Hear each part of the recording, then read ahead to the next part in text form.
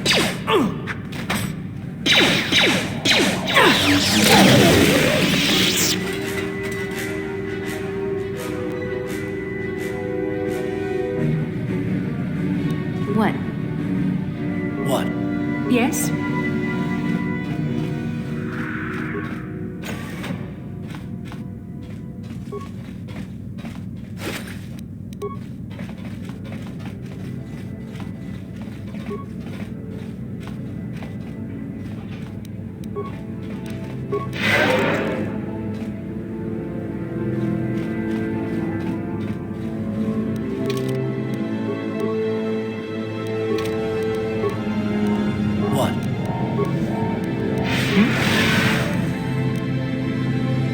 What can I do?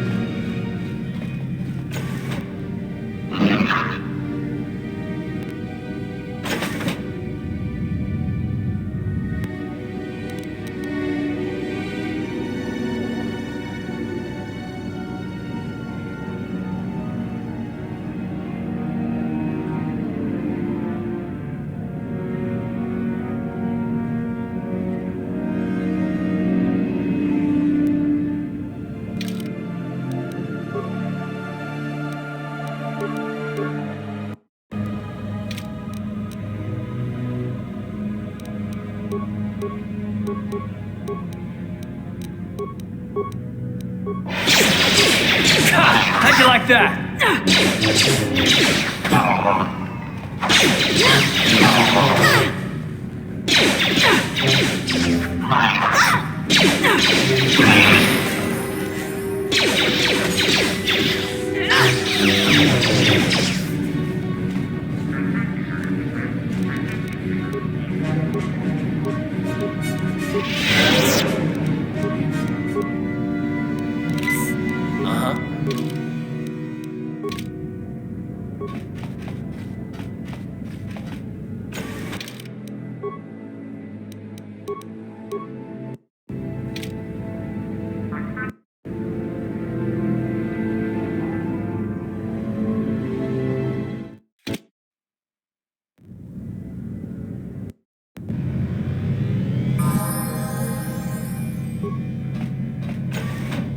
Who dares to break my meditation? You will pay for interrupting my...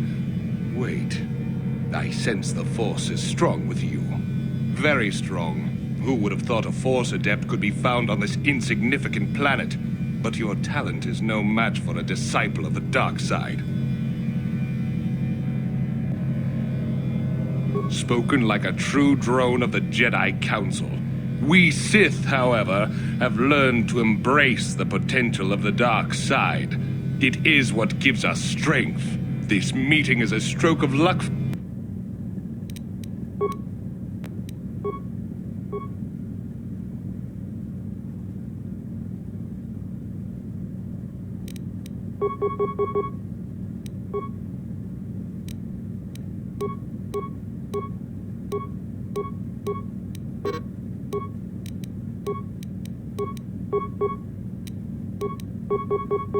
What Ready. can I do?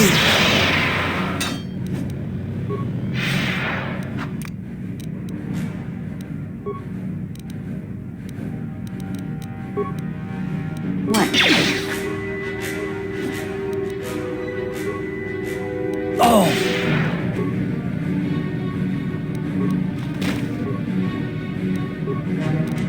I'm here.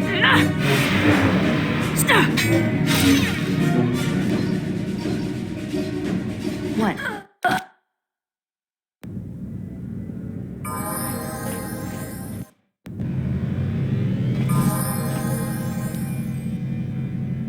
What?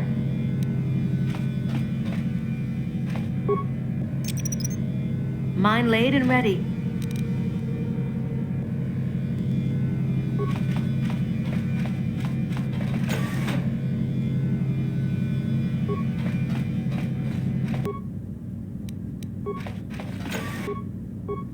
Who dares to... Who... The...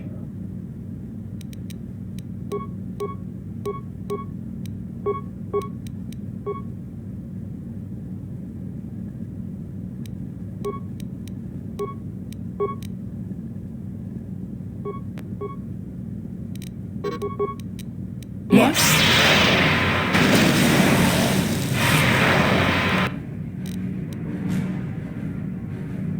Oh!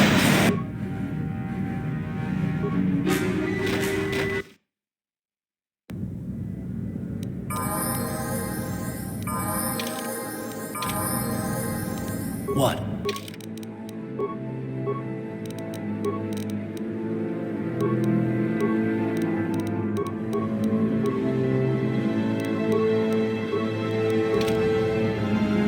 I'm here.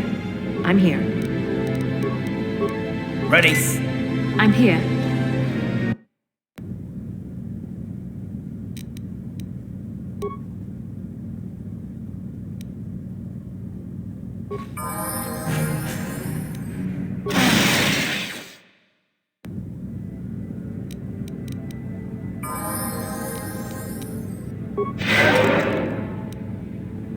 Uh-huh.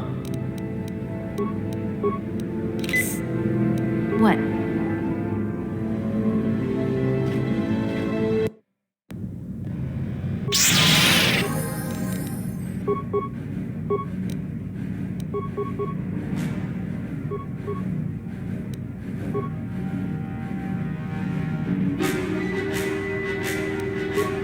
Uh-huh.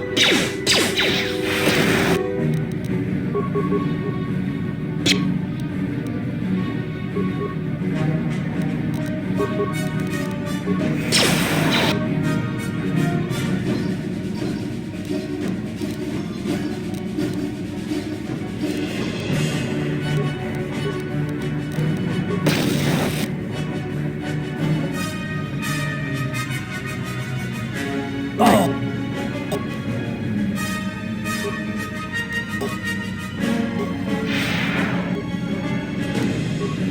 What can I do?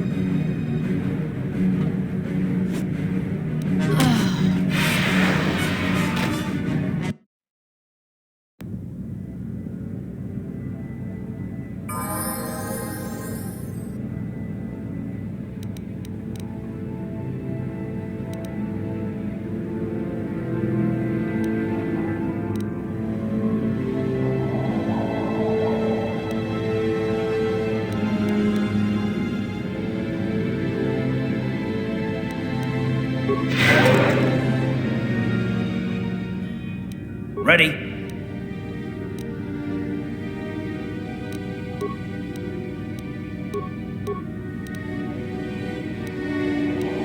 What can I do?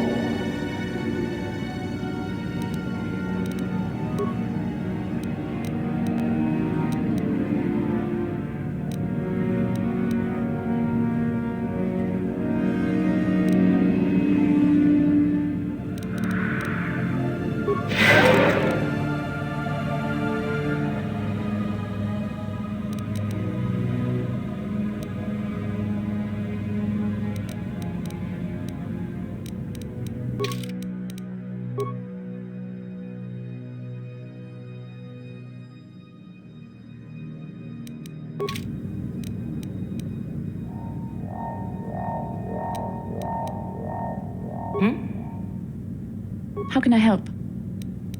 The surface of taris is beyond... Then I said... Yes?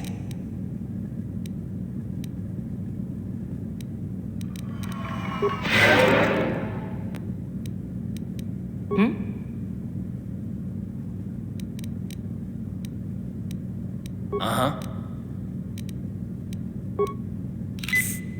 Yes? What?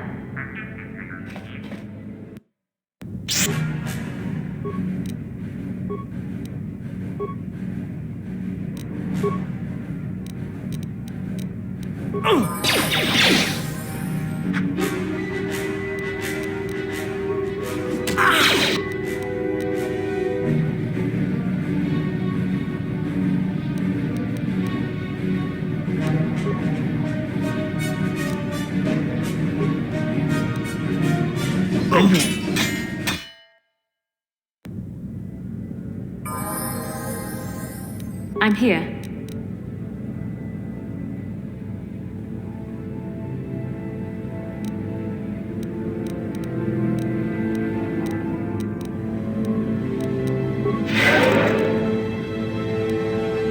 What?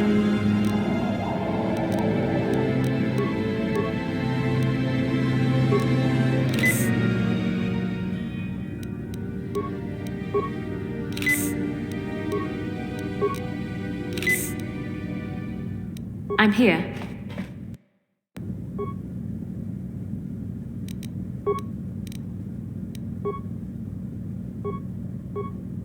What?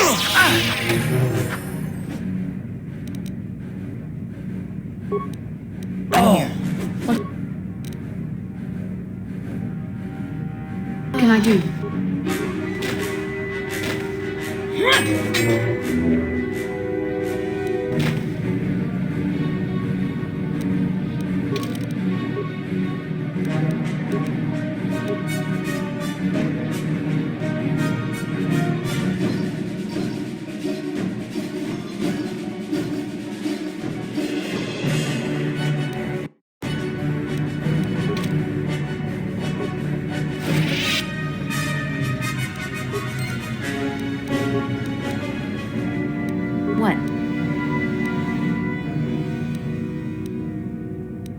I'm here.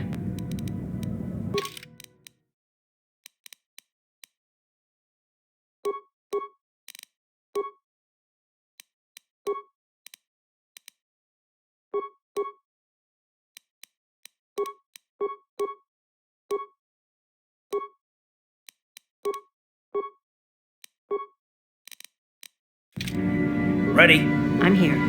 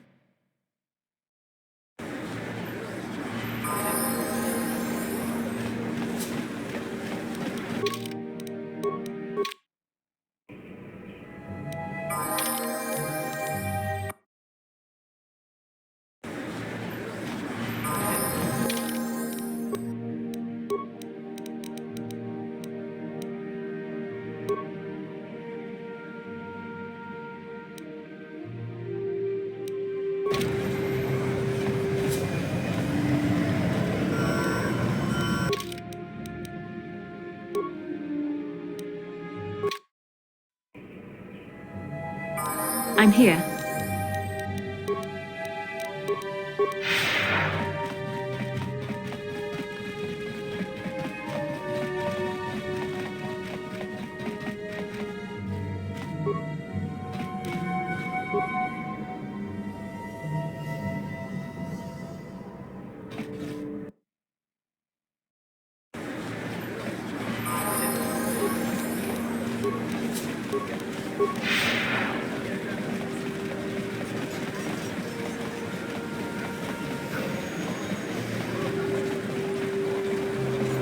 Bastila, did you ever think about joining all the Jedi who were running off to follow Revan and Malak when they went to fight the Mandalorians? That was nearly 5 years ago. I was still an apprentice. My battle meditation hadn't even manifested itself.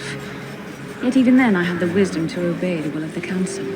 Unlike Revan. I guess. Still, do you ever wonder if things could have been different? I mean, would Revan and Malak still have been corrupted if the Council had supported them instead of dragging its feet? Do not blame Revan's corruption on the Council.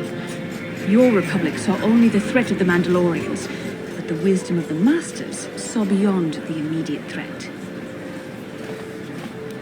There was something lurking out there. Something that devoured Revan and Malak, and many other Jedi. Had the Council sent us all into the unknown, how many more would have fallen? So you're saying we should have done nothing? Just let the Mandalorians conquer us unopposed? I mean, the Republic was under attack, and the Order abandoned us. We did not abandon you. But the Council were not about to throw lives away foolishly. In time, we would have aided you against the Mandalorians. But you couldn't wait. Revan and Malak offered a quicker answer, and the Republic chose to walk the easy path rather than the path of wisdom. Now we see the results all around us. You asked me if I think things could have been different. I know they could have. If Revan had only listened to the Council, millions of innocent people would still be alive. Yeah, right. And every single one of them would have been speaking Mandalorian. I think we're done here. Let's just get back to the task at hand.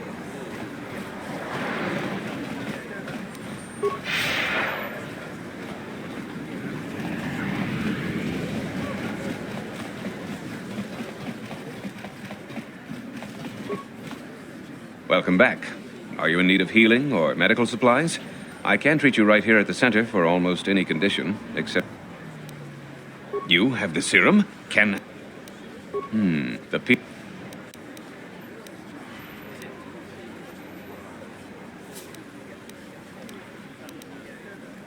You truly have a noble and generous... That's very kind. Now, of course...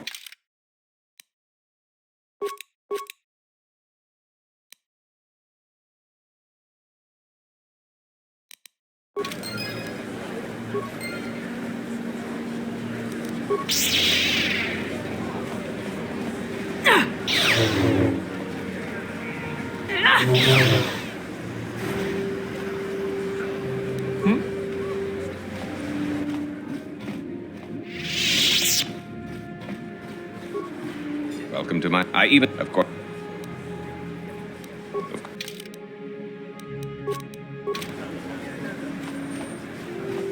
You blew it. If you'd brought that rat ghoul serum to Zax, you would have made it worth your while. No, you had to go and do the honorable thing.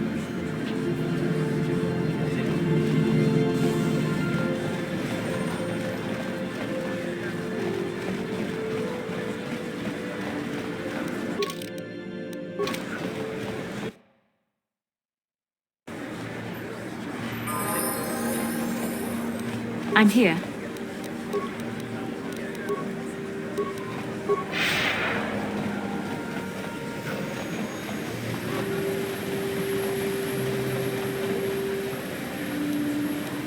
Yes, what's on your mind?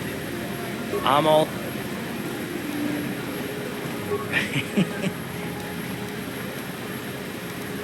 Don't get yourself in a twist over it, gorgeous. I didn't mean anything by it.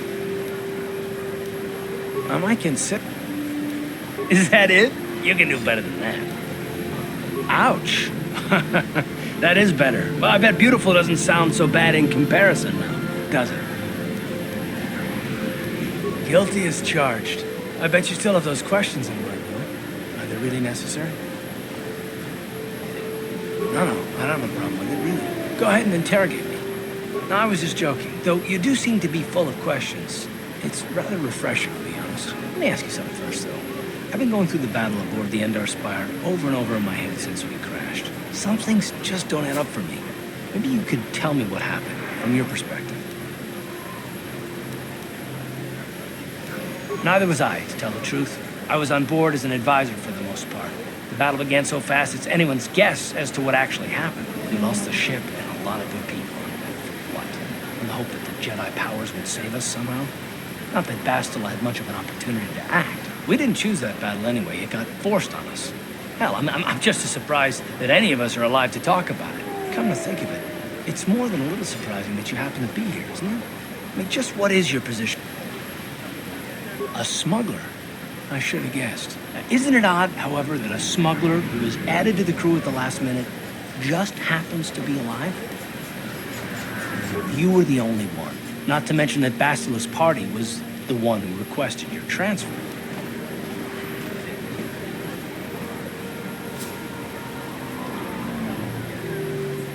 The Jedi requested numerous things when they came on board. And hell, they practically took over the ship, as far as I can tell. Considering your connection to Bastila, Look, and...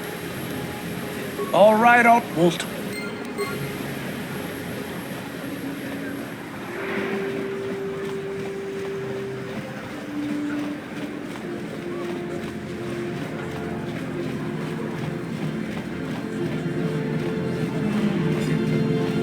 Listen to me, people. This elevator is off limits. Only Sith patrols and those with it's off. Well, why didn't you say so? Just be careful down there.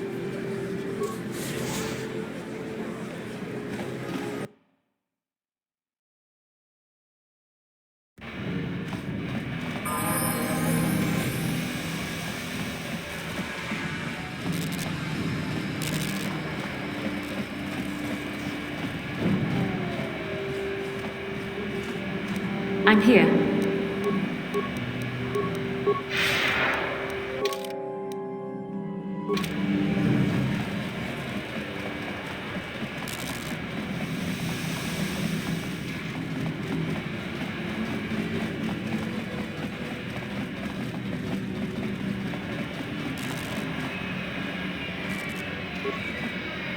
Hey, I recognize... You better be careful out here. Those damn vultures will be looking...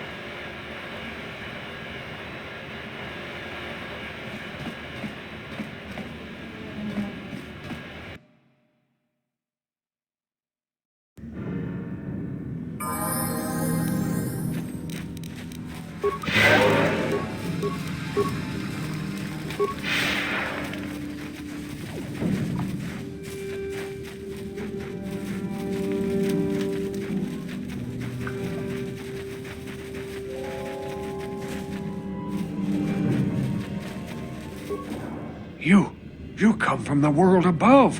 Are you the herald of prophecy? The beacon to guide us through the darkness? Or are you merely another harbinger of shattered dreams and unfulfilled promises? This old man's demeanor may seem crazed, but I sense there is a purpose behind it. A benevolent one. He is no danger to us. Speak to me, Upworlder. Tell me what fate you unleash upon us. Salvation or damnation? Speak, Upworlder, I beg you.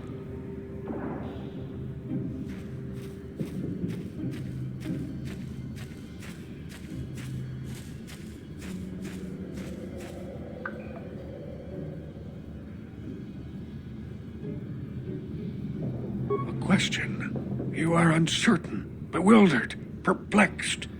Understandable, I suppose. Even after 100 years of life, I myself still become confused at times. Perhaps I can make things more clear. Some things, at least. My name is Rukil, the oldest outcast here in the village. Rukil Wrinkleskin, the children call me sometimes. Once I was honored for my wisdom. And over time, the villagers fell away from the true path. Eventually, there was only a single apprentice who followed me. And now she is gone too. No, not yet. I must be wary. Careful. You may be a false savior. Dare I share my secrets with you? No, not until you prove yourself. My apprentice is lost. I sent her out into the Undercity to find... Well, I cannot tell you. Not yet. Sadly, my apprentice has not returned. Please, Upworlder, will you help an old man? Will you seek out my apprentice in the Undercity? Her name is Malia. I must know of her fate, whatever it may be. I must know what she found. It is as I feared, then. She joins the list of those who have given their lives in the service of our cause. But though I am saddened by this news, there is yet hope. By finding my apprentice, you have proved yourself worthy, Upworlder. You are to be the beacon on our path to salvation. You will guide us to the promised land.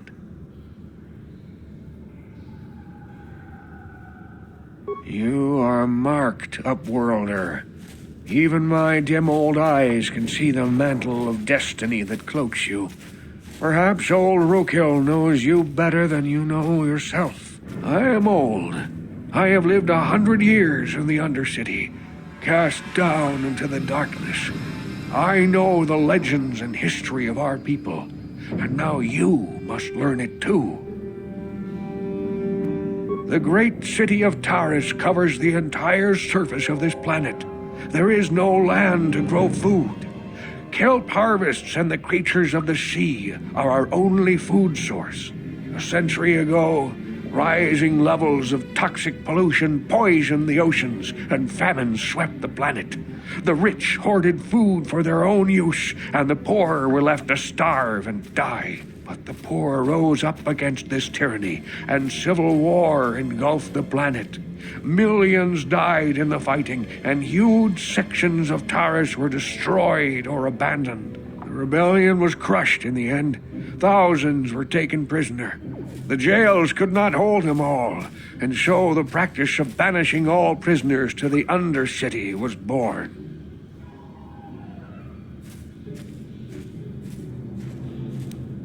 Many brave men and women were banished here to the Undercity for their part in the rebellion. People like my father and grandfather were cast down, along with their families. Now we live a dark existence beneath the streets of Taris, a life devoid of all hope but one, the Promised Land, and you will be the one to show us the way to get there.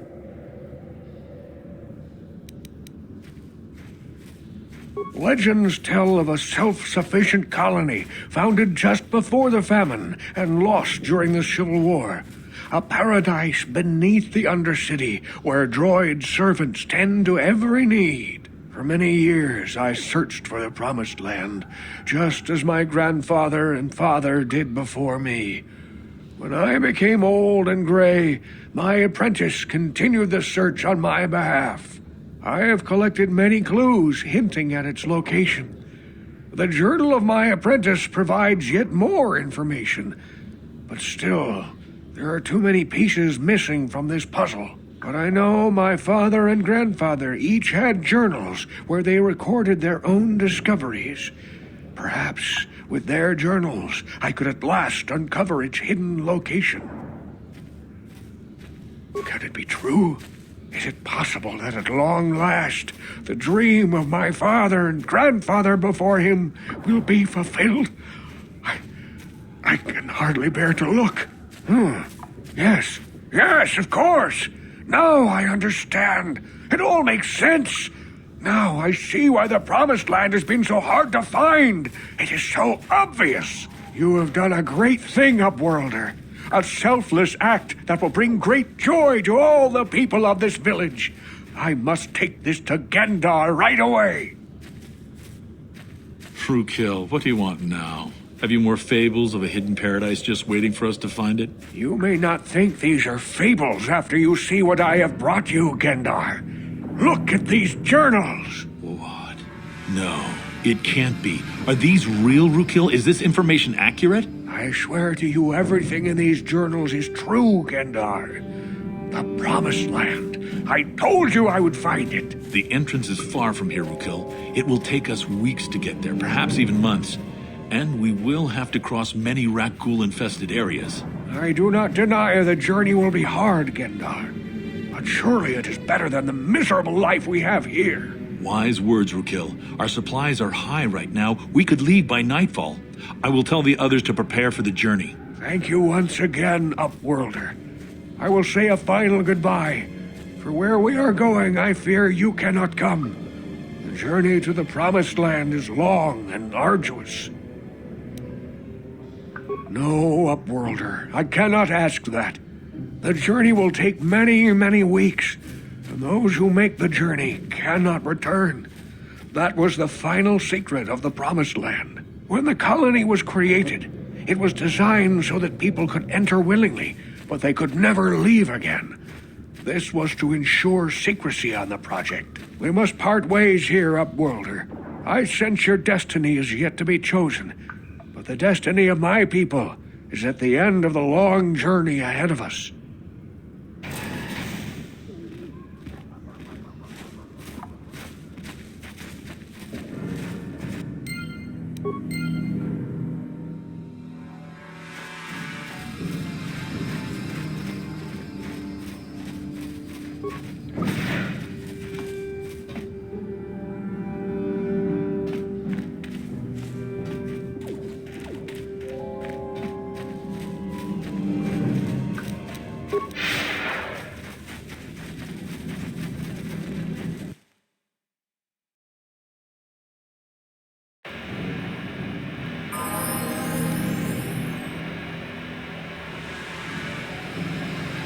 Ready?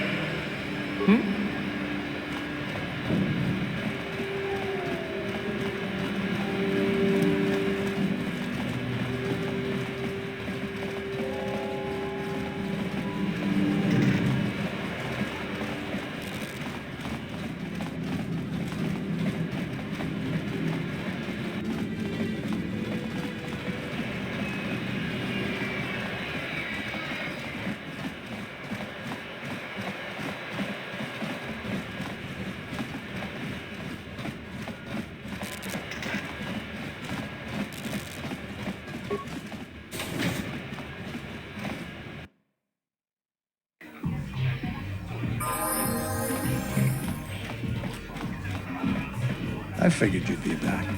Neither of us is getting off this planet unless we work together. Now, I know the Sith military base had a break-in, and I know it was you. I know you've got those departure codes I need, so what do you say? We join forces, and I can get you inside Davik's base, and right to the Ebon Hawk. We can go right now. Fair enough, but don't take too long. As soon as you're ready to get inside Davik's estate, come speak to me. The sooner we get off this rock, the better.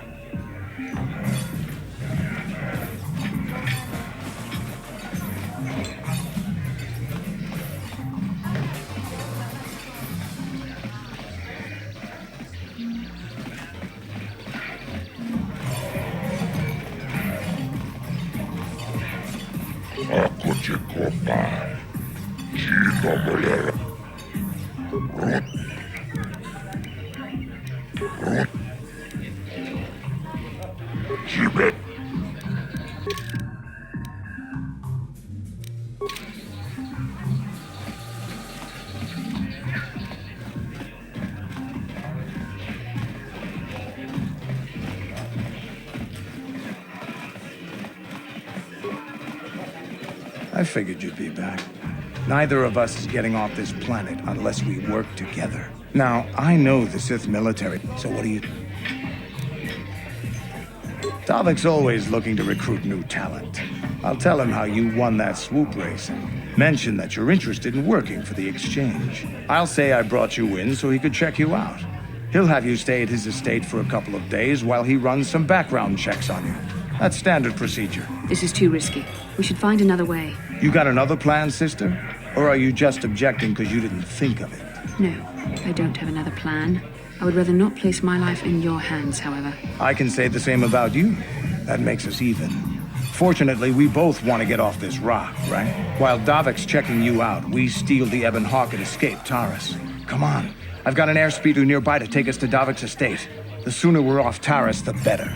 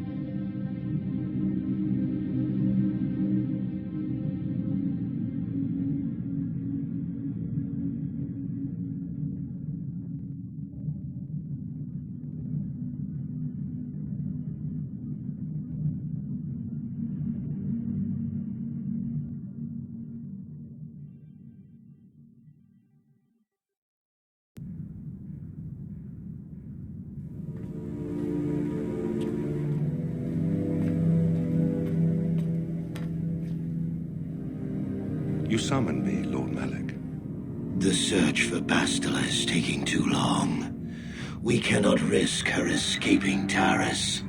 Destroy the entire planet. The entire planet, Lord Malak? But there are billions of people on Taris. We'd be slaughtering countless innocent civilians, not to mention our own men still on the surface. Your predecessor once made the mistake of questioning my orders, Admiral. Surely you are not so foolish as to make the same mistake. Of course not, my Lord Malak. I will do as you command, But it will take several hours to position our fleet. Then I suggest you begin immediately. You're dismissed, Admiral. Yes, Lord Malik.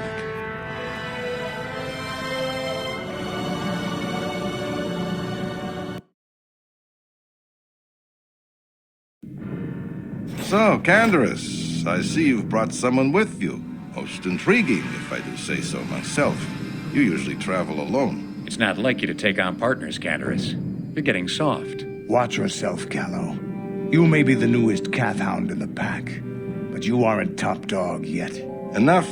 I won't have my top 2 men killing each other. That's not good business. I'm sure Candaris has an explanation as to why he's not working solo anymore.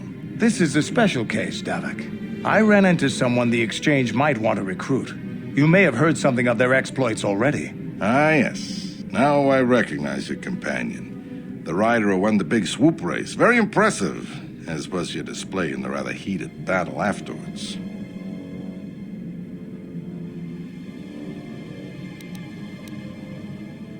An important lesson to learn, no doubt. In my line of business, I've seen far too many people suffer for not understanding it. With the recommendation from Candaris and a thorough background check, you could become part of the Exchange. Many would kill to prove themselves worthy of this honor. Come with me. I will give you a tour of my operations. I'm certain you'll be most impressed. Ah, there she is. The Ebonhawk, my pride and joy, the fastest ship in the Outer Rim. Note the state-of-the-art security system I've had installed to protect her. The shields are completely impregnable. Nobody can get past them without the codes to try and steal my baby. Unfortunately, the Sith military blockade has grounded my vessel. The Ebonhawk can outrun any vessel in the galaxy. But even she isn't fast enough to avoid the auto-targeting laser cannons of the orbiting Sith fleet. I am, of course, working on acquiring the Sith departure codes so that I may come and go as I please. However, progress has been slow. But we should continue our tour. These will be your accommodations. The slave quarters are just down the hall. If you need anything during your stay, food, a massage, feel free to call upon their services. If all goes well with your background check, you will be invited to join the Exchange.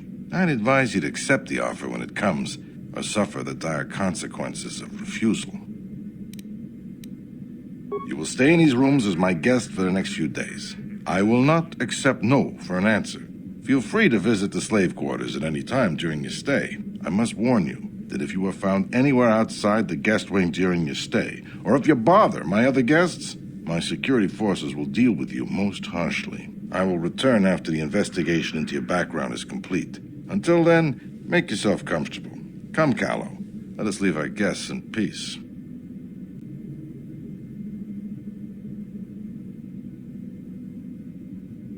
Okay, we're inside.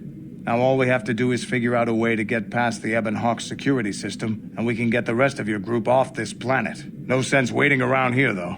The sooner we get off Taris, the better. Yeah?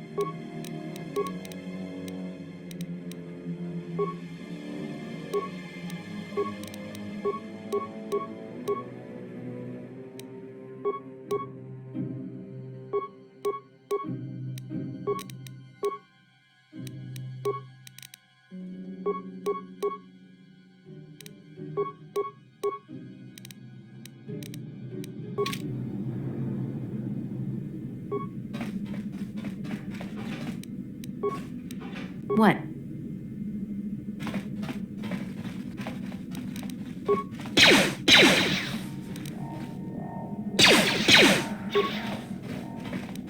On it. Hey! What's the idea of barging in here? Get out of here or I'll call the guards. Pudu, tunirama na praka donko searcha chupapanki. Hey, baby, wait. I wasn't actually going... Damn it!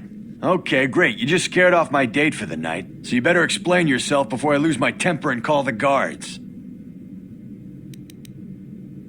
Okay, I guess it was just an honest mistake. And I'm a reasonable man, so I'll just let it go this time. You better pay more attention to where you're going. Open...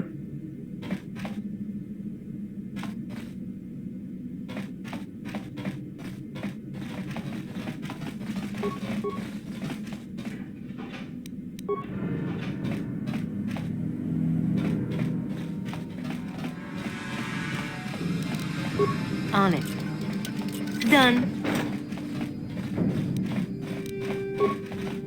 On it. Done.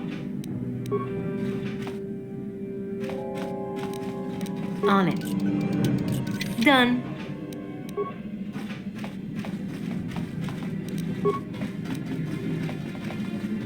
On it. Done.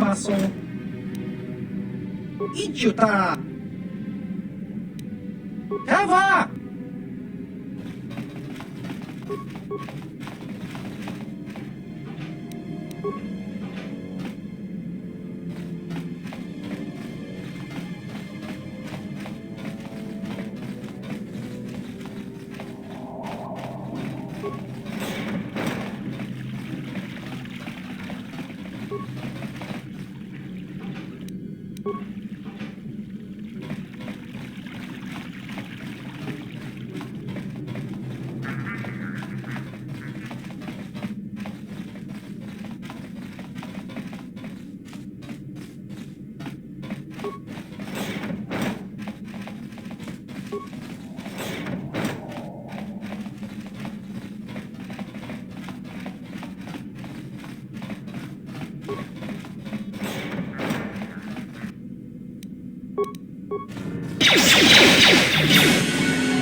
Yeah?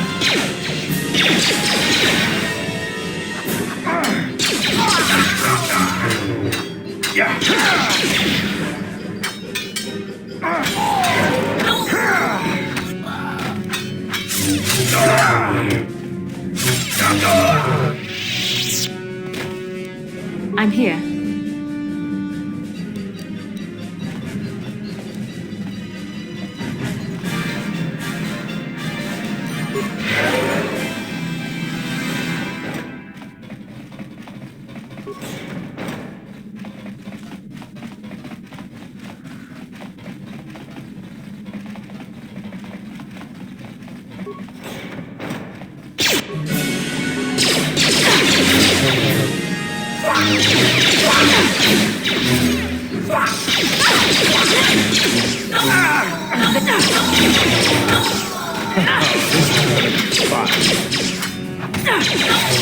That'll show you.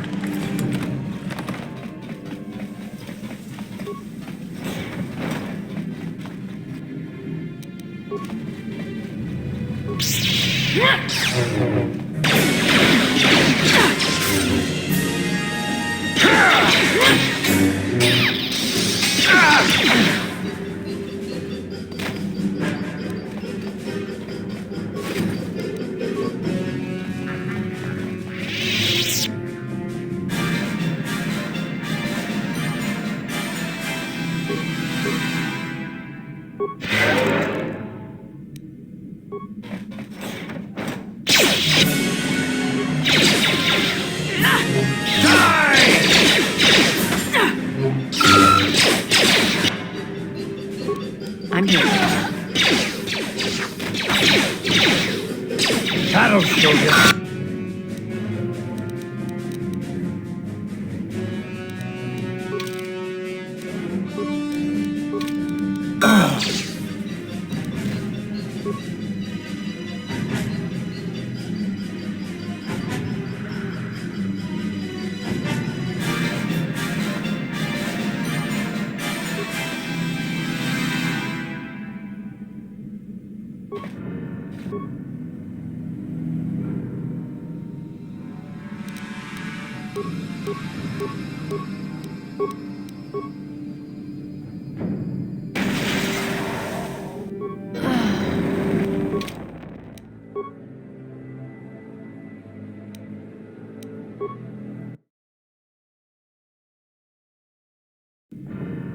So, Candor.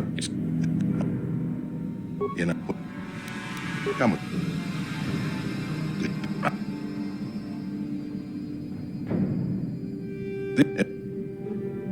You will.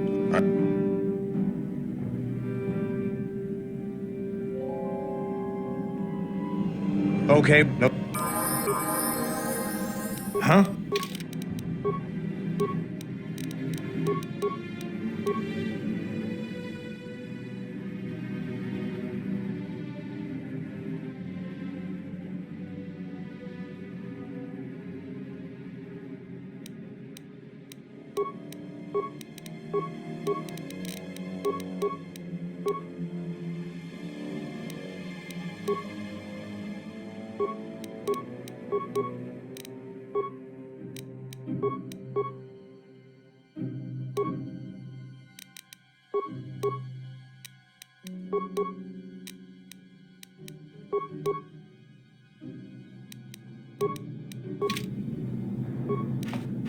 Yeah?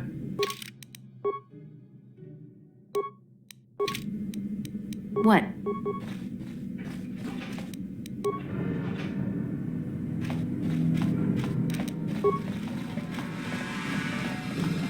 On it. Hey! Hey! You bet.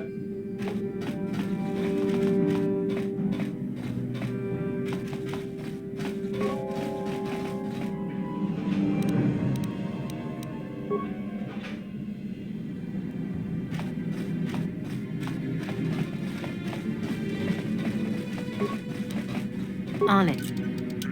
Done.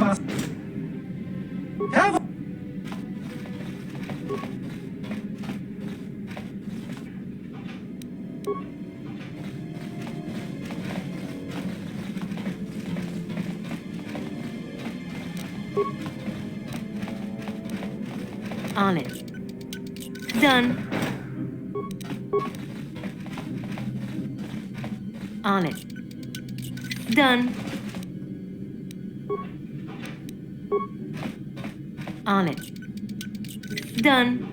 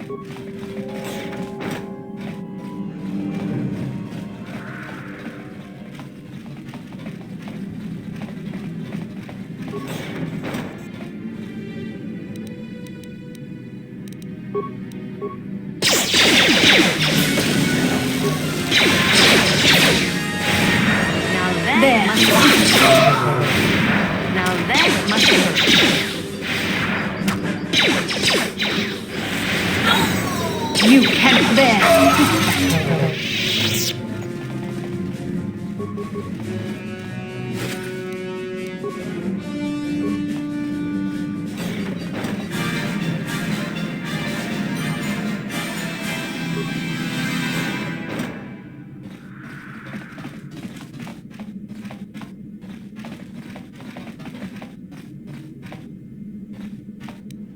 I'm here.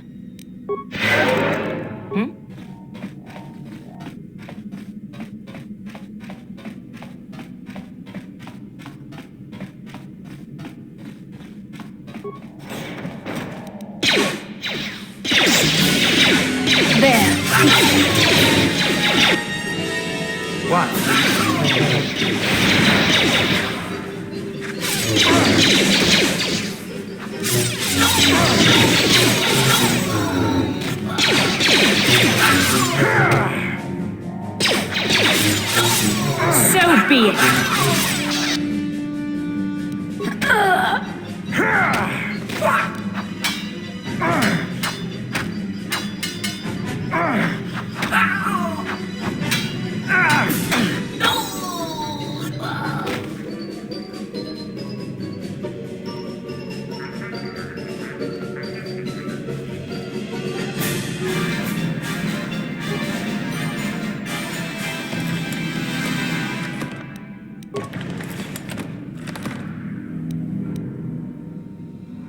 Yes?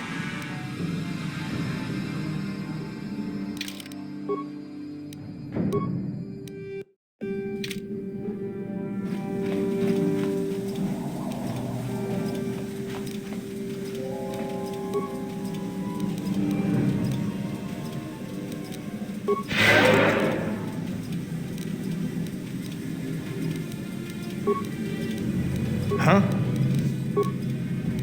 What?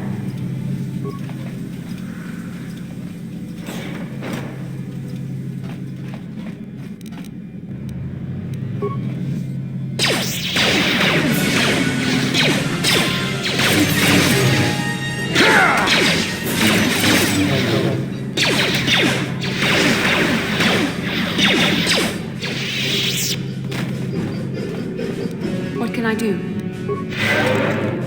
Huh?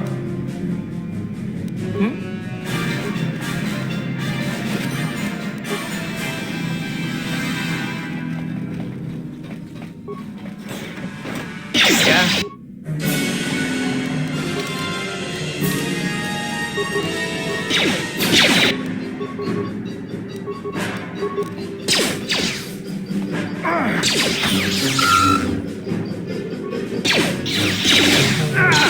So be it.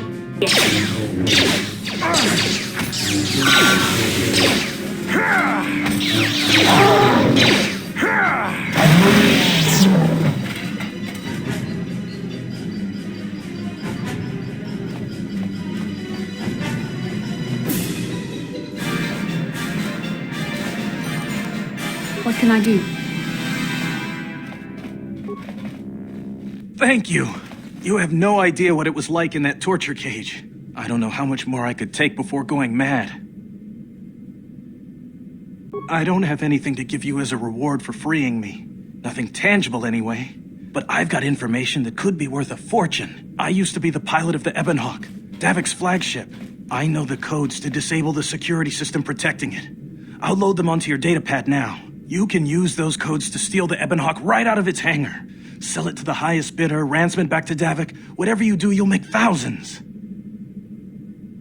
It won't be long until Davik figures out I'm free. I have to get out of this base before that happens. We've got what we came for. We should get going. Huh? Yes? I'm here.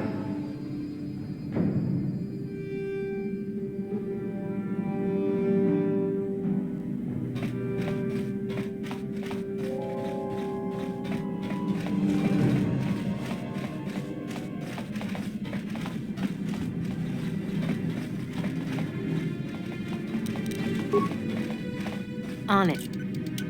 How Done. dare you invade? How c- Well, I suppose I can forgive the intrusion in this case. Tell Davik I admire a host who has his underlings check up on the well-being and comfort of his guests. I don't require anything right now. You can tell Davik everything about my stay has been most pleasing so far. Here's a 5-credit chip for your trouble, sir. Now scurry on back to Davik. If I find I have need of anything, I'll buzz you. Until then, I expect you to respect my privacy.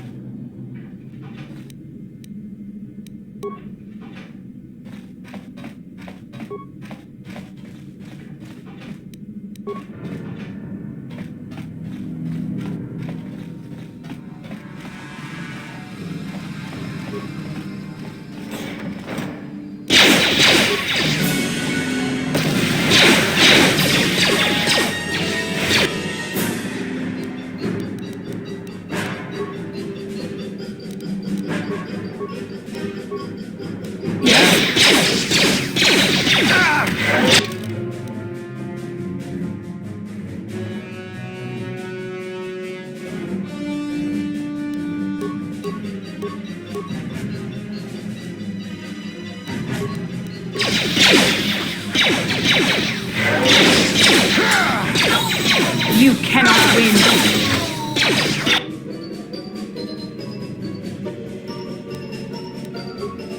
I'm here.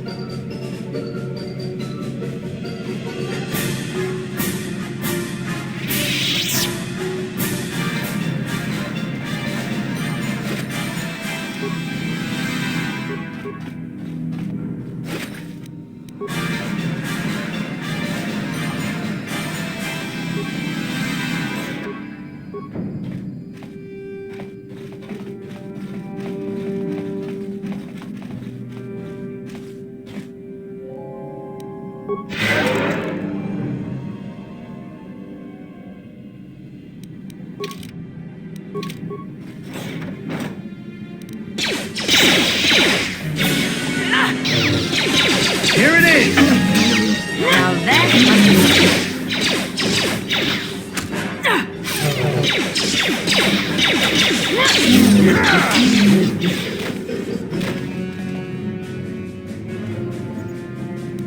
Huh?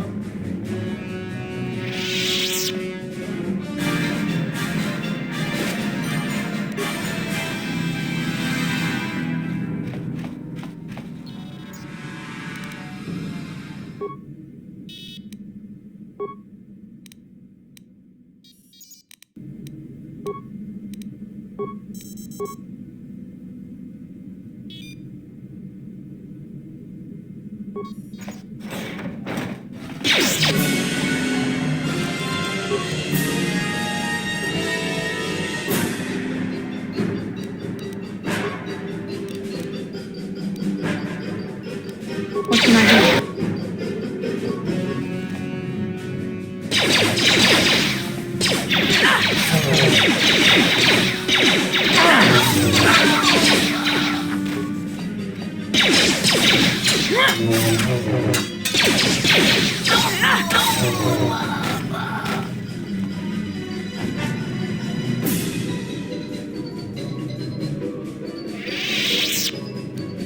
I'm here.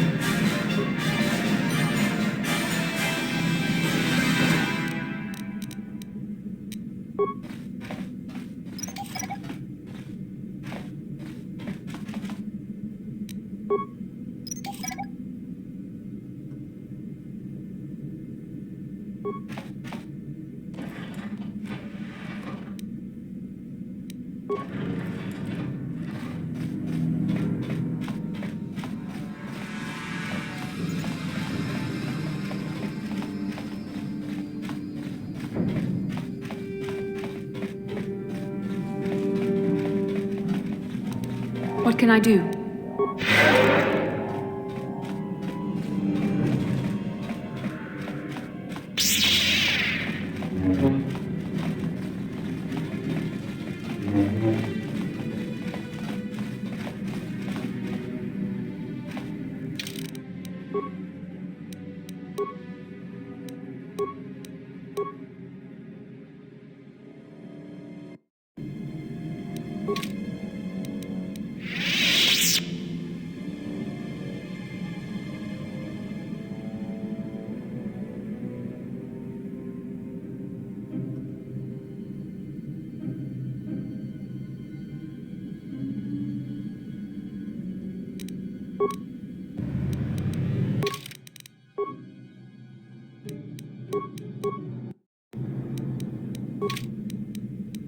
I'm here. Damn those Sith, they're bombing the whole planet. I knew they'd turn on us sooner or... Oh, look what we got here. Thieves in a hangar.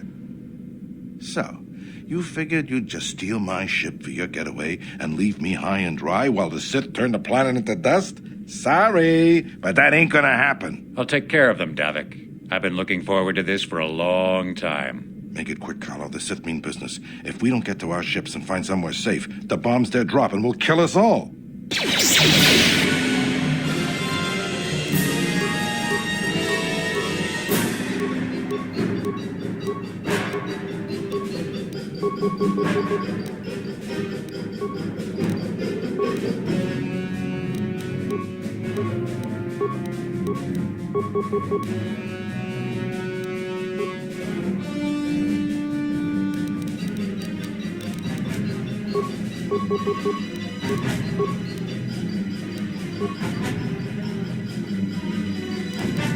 I'm here. Yes?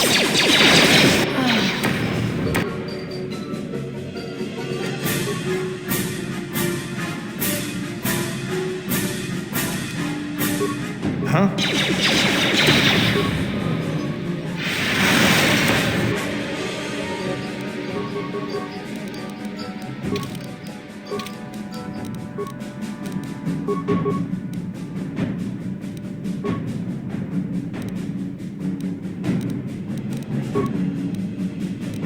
I'm here.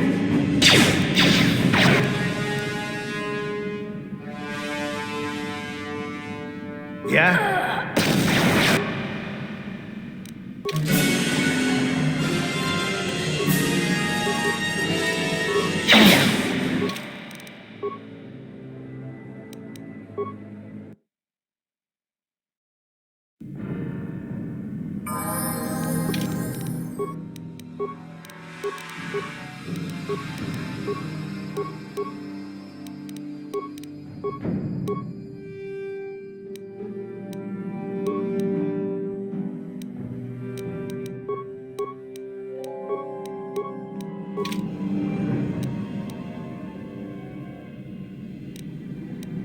What can I do?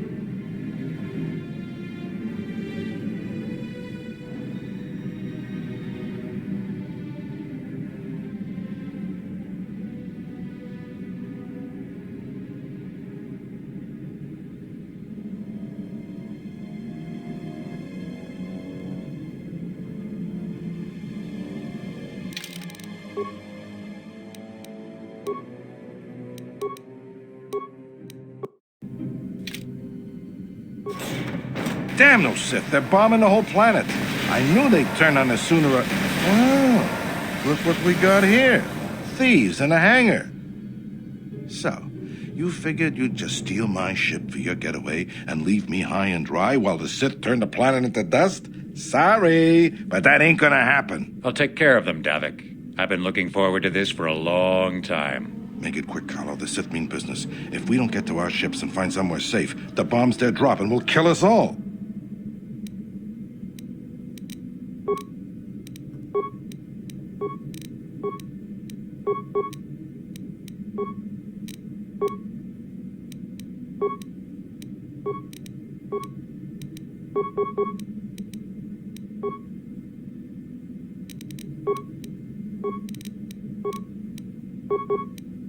Yes?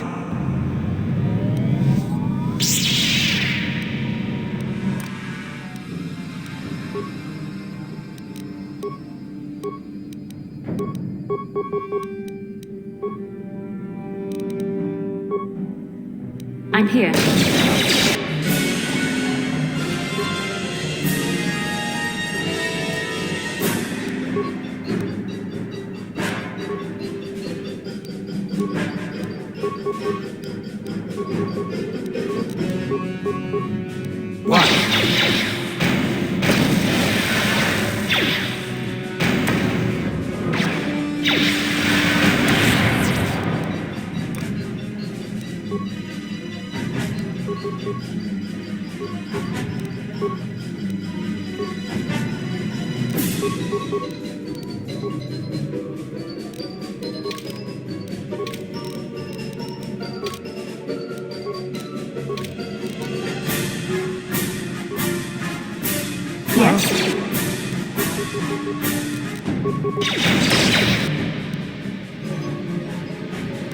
Yeah?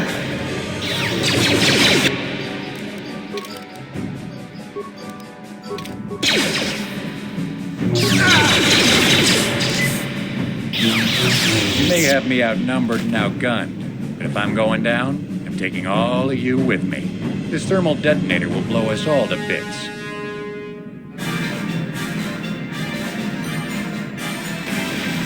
Damn those Sith! They'll bring this whole hangar down around our ears!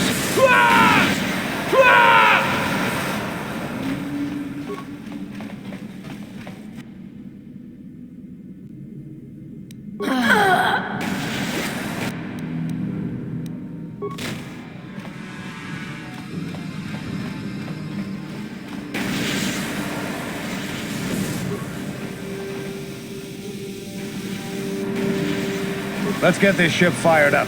We'll pick up the rest of your friends and then we'll have to get off this planet.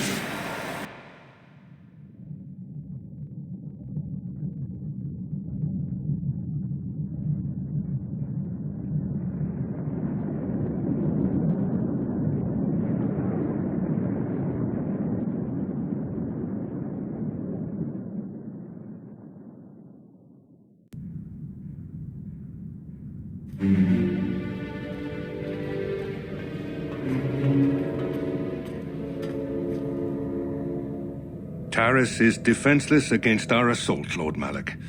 They are offering no resistance. The city is in ruins. Resume the bombardment, Commander.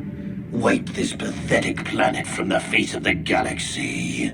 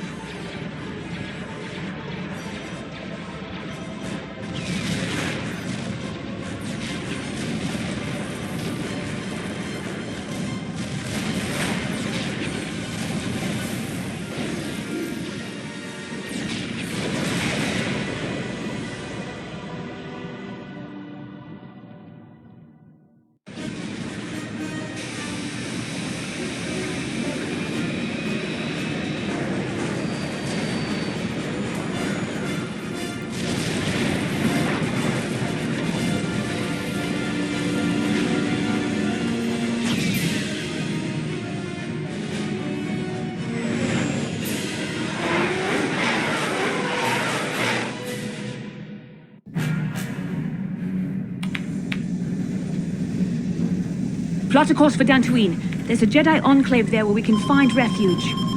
Incoming fighters! Quickly, to the gun turrets. You have to hold the Sith fighters off until we get those hyperspace coordinates punched in.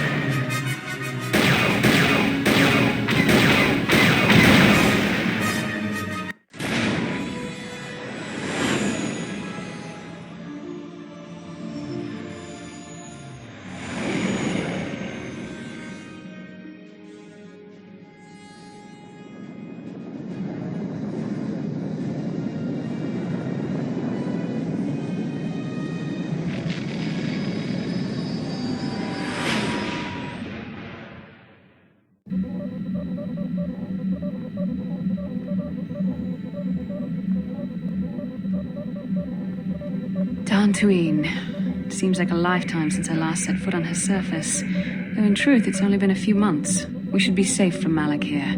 For now, at least. Safe?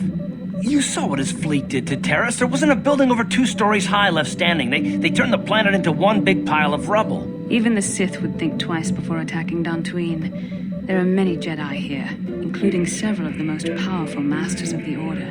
There is great strength within this place. We can't just keep running. Malak will find us eventually. We need to regroup. We need a plan. We can get supplies here and recuperate. The Academy is a place of mental and spiritual healing. Something we could all use after what we've been through. Maybe you're right. It isn't easy to witness the annihilation of an entire planet. I know Mission must be taking it pretty hard. She will find a way to come to terms with her grief. She's stronger than she appears. We just need to give her time. Now I must go speak with the Council. I need their advice on recent developments. After I've met with them, I will meet you outside the ship.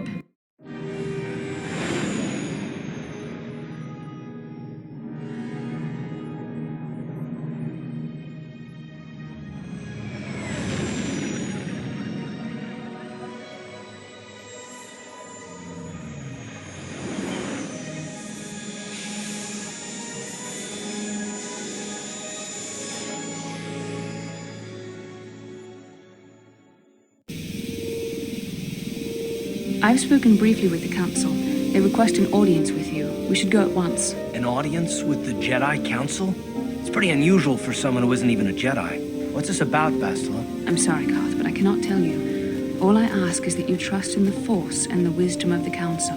Well, I don't like being left out of the loop, but I'm not looking to get you in any trouble with the Jedi Masters. We'll do things your way for a while. Come, they're expecting us. I will lead you to the Council chambers.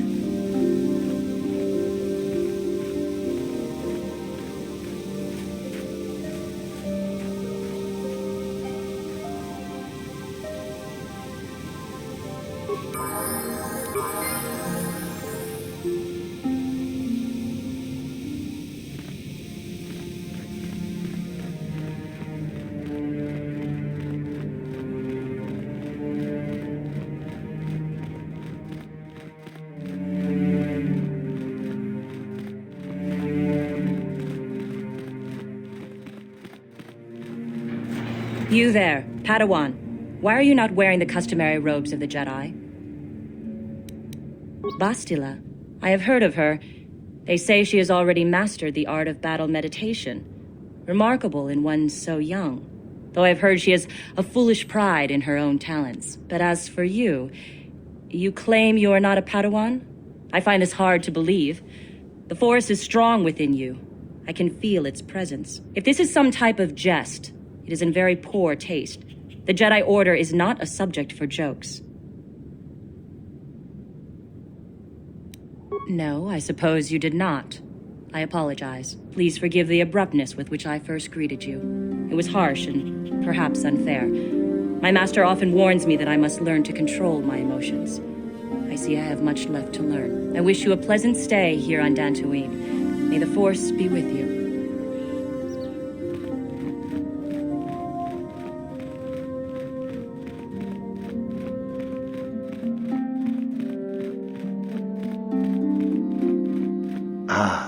So you are the one who rescued Bastila. It is appropriate you are here. We have been discussing your rather special case. I am Jar, a member of the Jedi Council. With me are Master Vrook, Master Vandar, and of course the chronicler of our academy, Master Dorak. Padawan Bastila, I am sure you are already familiar with.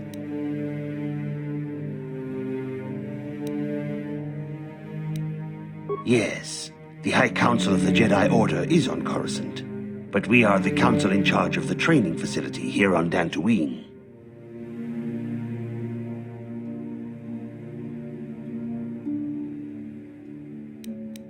Bastila tells us you are strong in the Force. We are considering you for Jedi training. Master Jar speaks out of turn, perhaps. We need indisputable proof of your strong affinity to the Force before we would even consider accepting you for training. Proof? Surely the entire Council can feel the strength of the Force within this woman. And I have already related to you the events that took place on Taris. Perhaps it was simple luck. We both know there is no luck. There is only the Force. We all feel the power in Bastila's companion, though it is wild and untamed. Now that this power has begun to manifest itself, can we safely ignore it? The Jedi training is long and difficult. even when working with a young and open mind. Teaching a child is hard. How much harder will it be for an adult to learn the ways of the Jedi? Traditionally, the Jedi do not accept adults for training, though there are rare exceptions in the history of our order. But you are a special case. I agree with Master Doric. Many of our own pupils are leaving the Jedi Order to follow the Sith teachings. We need recruits to stand against Malak. With Revan dead... Are you certain Revan is truly dead? What if we undertake to train this one and the Dark Lord should return? We should discuss this matter more fully in private. Bastila, you and your companion must go. This is a matter for the Council alone. As you wish, Master Vandar. We shall return to the Ebon Hawk and leave you to your deliberations.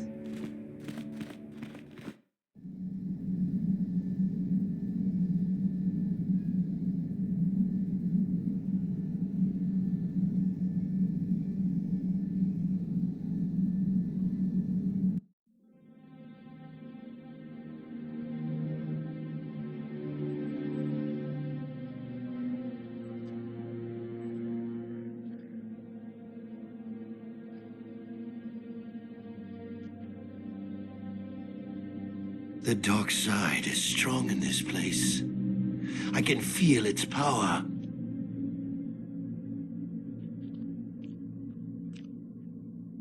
Is this wise?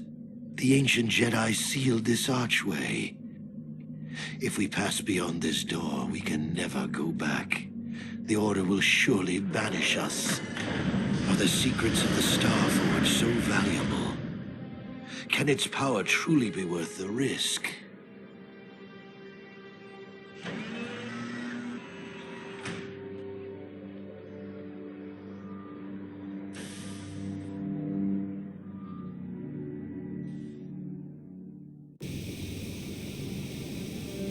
This morning's getting stranger by the minute. First, Bastila comes out looking like she saw a ghost, and now you. Well, Bastila did mention that you should go to the council chambers before she left. It's no doubt urgent, so you shouldn't keep them waiting. No, she didn't. She didn't seem well, as I recall, and for that matter, neither do you. Are you all right? You got it.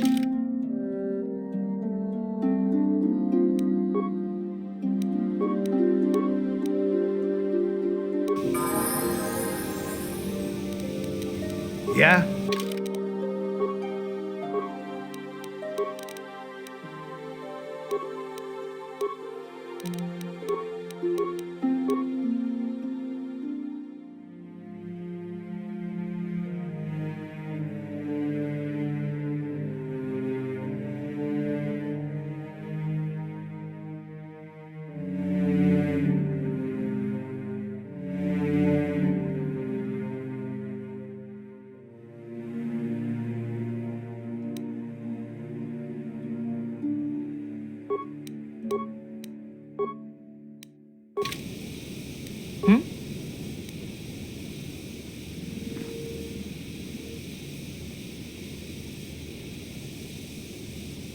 Yes, what's on your mind?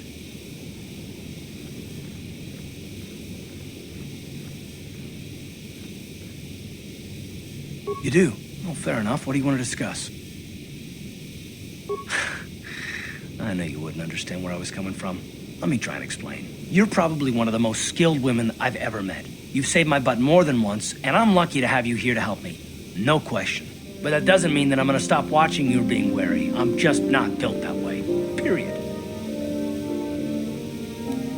You haven't done anything yet, but there's no guarantee that you won't do anything in the future. I've been betrayed before by people, and it won't happen again. Look, I'm not trying to insult you. This is just the way I am. No need to take it personally.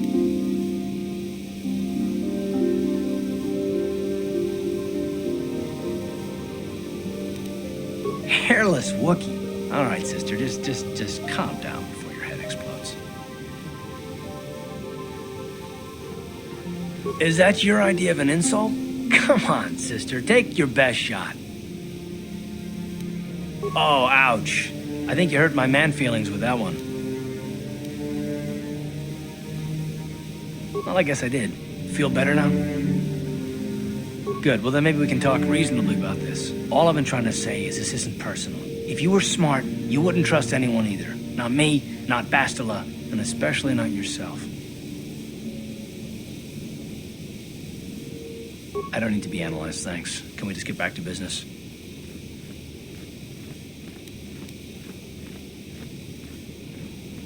No, I don't want to talk about it. What I want is to save the galaxy, if that's even possible. Why is whether or not I trust you or anyone so damned important to you? Why do you even care? We don't have time for this, so can we please just drop it for now? Can we pick it up later if you really must? I want to get underway.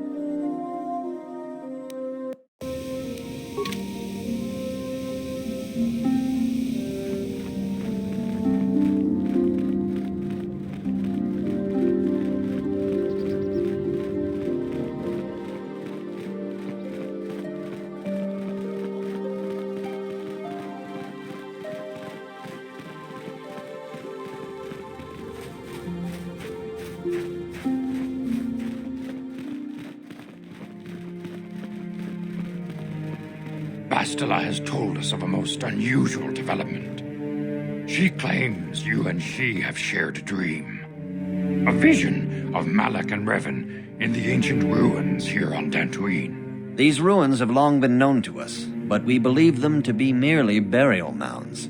Perhaps they're more than we first suspected, if Revan and Malak found something there.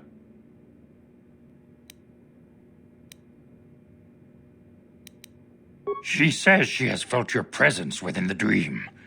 The presence she has felt within you ever since... Master Vandar. Ever since Taris. It is not unknown for this to happen between two people strong in the Force. Bastila has described this shared dream to the Council in great detail. We feel it is more than a dream. It is a vision. The Force is acting through you, as it acts through Bastila. You and Bastila share a powerful connection to the Force, and each other. This is not unheard of. Connections often form between master and student, but rarely does a bond develop so quickly. Whatever dangers may lie ahead, we cannot ignore the destiny that has brought you and Bastila here to us, together. You and she are linked, as is your fate to hers. Together, you two may be able to stop Darth Malak and the Sith. But do not let your head be filled with visions of glory and power. Such thoughts are the path to the dark side. The way of the light is long and difficult, as you must learn. Are you ready for such hardship? Understand that there is little choice in this matter, for you or us. Across the galaxy, the numbers of our order dwindle. We have sent many Jedi in quest of a way to thwart Malak's advance. Many have not returned. The Sith hunt the Jedi down like animals, ambushing and assassinating our brothers wherever they are found. We fear it is only a matter of time until they discover even this hidden refuge. Other Jedi have fallen from the light and embraced the dark side, giving their allegiance to the Sith and Malak, their Dark Lord. The lure of the dark side is not easy to resist. Malak's power grows as more and more planets fall to his conquering armies. If Malak is not stopped, the Republic will fall, and the Jedi will be hunted to extinction.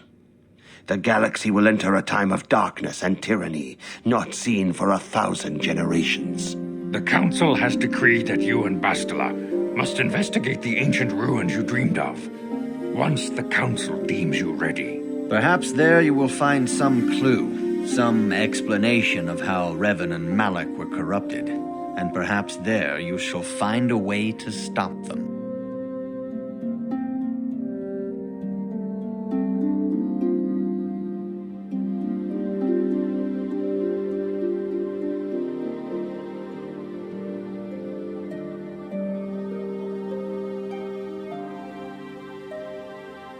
The Force flows through you like no student we have ever seen. But you're willful and headstrong, a dangerous combination. Before we send you to investigate the ruins, you must be trained in the ways of the Jedi, so that you can resist the darkness within yourself, within all of us. Otherwise, you are doomed to fail.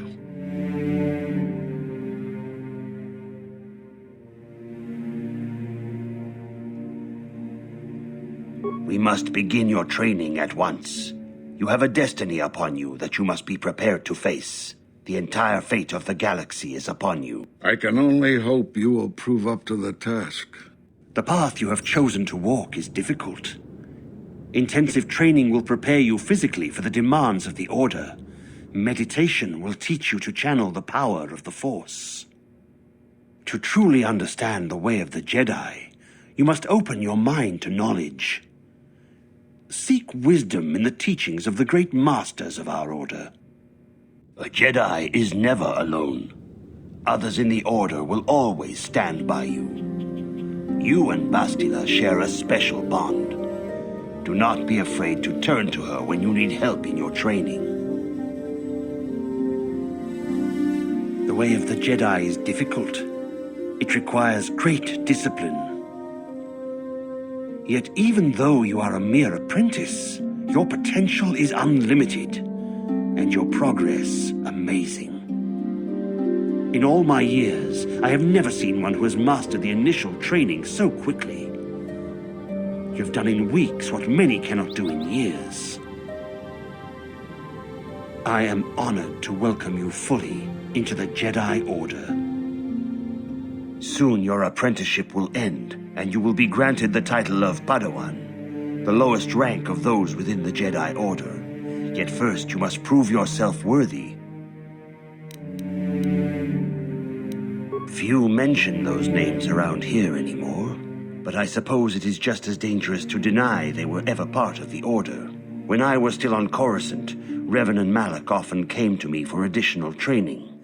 In particular, Revan's hunger to learn seemed insatiable. I should have recognized this as a warning sign. But I perceived the young Padawan's lust for knowledge as simple exuberance and eagerness. Revan was my most promising pupil, one I felt sure would someday become a champion of the Jedi Order. The Jedi Order moved too slowly for Revan and Malak. We were too cautious in their eyes. They always sought to learn far quicker than their masters felt was prudent. It is one thing to understand a lesson, but to truly comprehend it takes a wisdom that only comes with time. Several years ago, when the Mandalorian threat first arose, Revan and Malak were eager to journey to the Outer Rim to defeat the enemy of the Republic. But the Council felt it best if we moved with care and caution. The true threat, the Council feared, had not yet revealed itself. But Revan would not be dissuaded. Charismatic and powerful, it was inevitable many of the Order would flock to Revan's seemingly noble cause. Malak was the first to join his closest friend.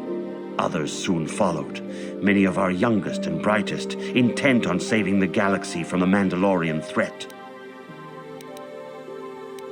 They were foolish to disregard the Council's wishes. I do not know what happened to Revan, Malak, and their followers on the farthest reaches of the Outer Rim, but something corrupted them. Their ideals became twisted, their spirits were tainted, and they fell to the dark side. There is a lesson in this, a lesson you would do well to take to heart. The dark side can corrupt even the most noble of Jedi. You have learned much, yet there is much more for you to still understand. The way of the Jedi must be entered into with a clear and focused mind. When you feel that you are ready to continue your training, know that you can find me here. Greetings, my young pupil. Your progress has been most remarkable so far. Are you here to continue your training in the ways of the Jedi? Soon your apprenticeship will end, and you will be granted the title of Padawan, the lowest rank of those within the Jedi Order. Yet first you must prove yourself worthy. In the traditions and customs of our Order, as handed down from master to pupil for 1,000 generations, you must successfully complete 3 tests before you earn your place among the Jedi. These tests will see if you have truly mastered the training you have been given, both mental and physical. Upon completing these tests, you will pass from apprentice to Padawan and join in the ranks of the Jedi. First, I will test your knowledge of the Jedi Code. These tenets must always guide your actions. In everything you do, you must always be conscious of their wisdom. You must prove you have a Jedi's understanding of the Code. Return when you feel you are ready for this challenge. Greetings, my... Soon your apprentice in the traditions and customs of our order, as... These tests will see if... First, you must... There is no ignorance. There is no passion.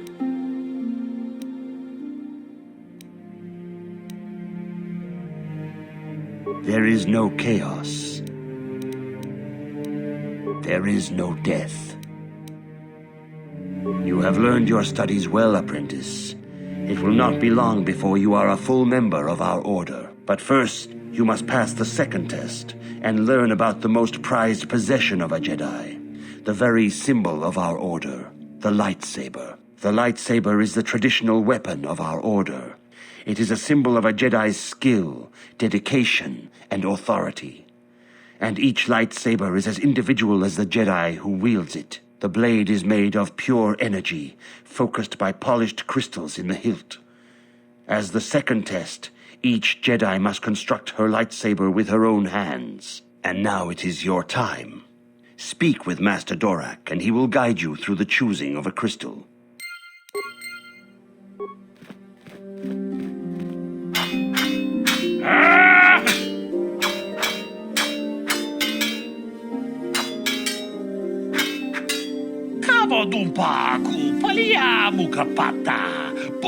Mucho shakapaka, ye ki kun no ba mula draki chichon. Ki puna! China pala mula, ton ki ba non tontek, duni chachon kun ne mule kakin cha na kwat na bon kon, wana kumbes, chi pa, mucho shakapaka, ye ki kun no ba mula draki chichon. Tanga bok sha nak nong, kin kun shin kin. Mucho shakpakat.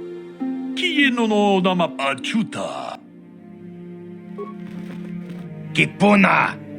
Kavatumpa kulpa yiya moka paata. Chiyoka kutumpa kulpa yiya.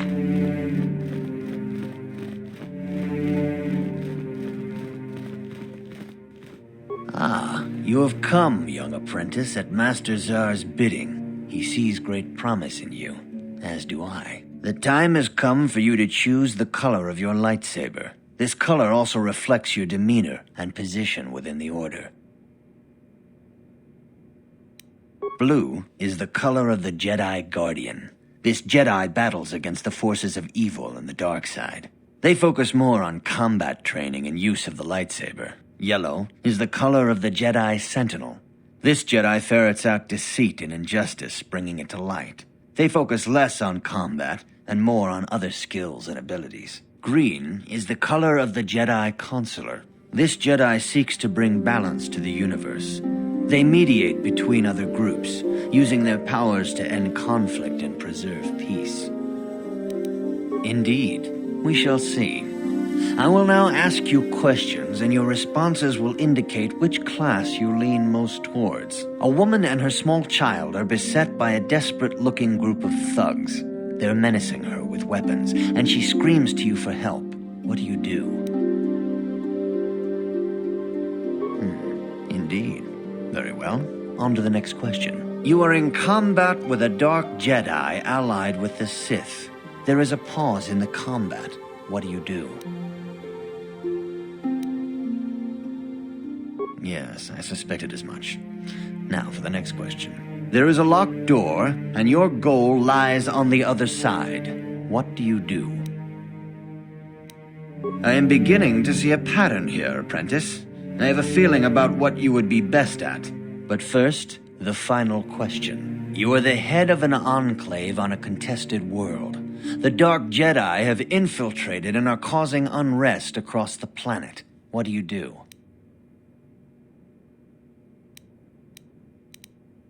Yes, I thought as much. As I suspected, you would be most suitable as a Jedi consular. Which color and path do you believe yourself most suited to, apprentice? Here is a green crystal for your lightsaber. Go speak to Master Jar again, and he will instruct you on how to construct it.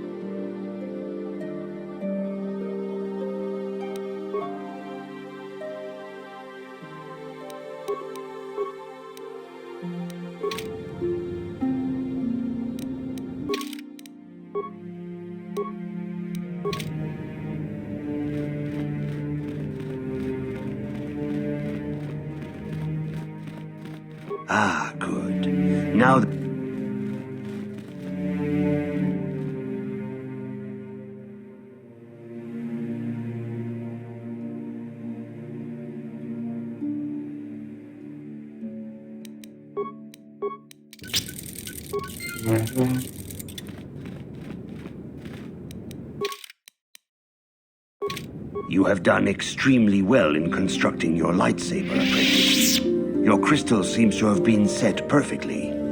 It is rare indeed for that to happen the first time one constructs their lightsaber. These crystals are very rare, found only in certain caves strong in the Force. By adding crystals to your lightsaber, you can alter or enhance its properties. There have even been unconfirmed rumors of certain Force-sensitive caves here on Dantooine that may hold these crystals. It is a rumor only.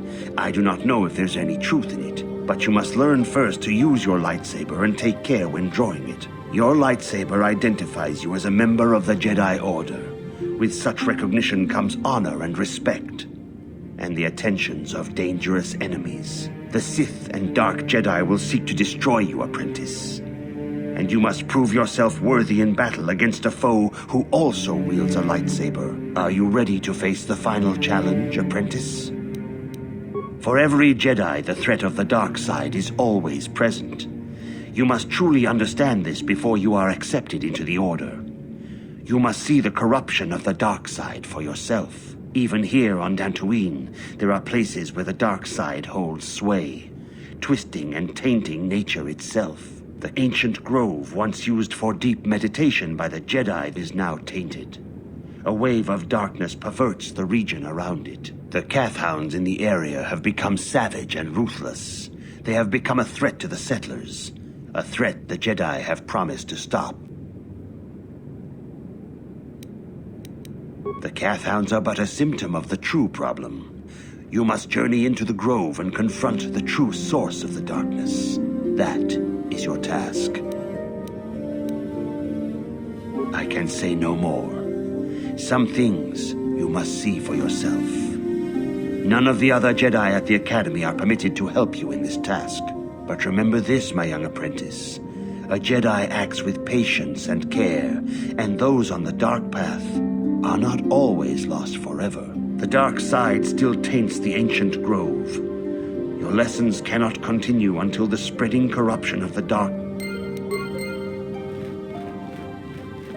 Kipuna!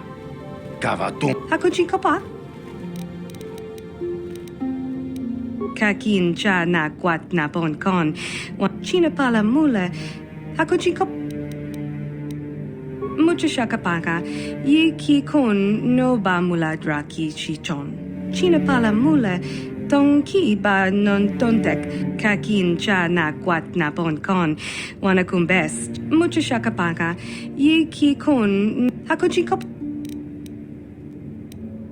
Kakin cha na kwat na bon kon, tanga bok sha nak nong, kin kun shin, kakin cha na kwat na bon kon.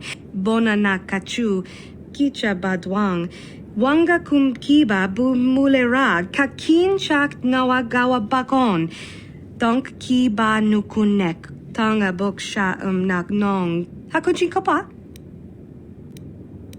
China.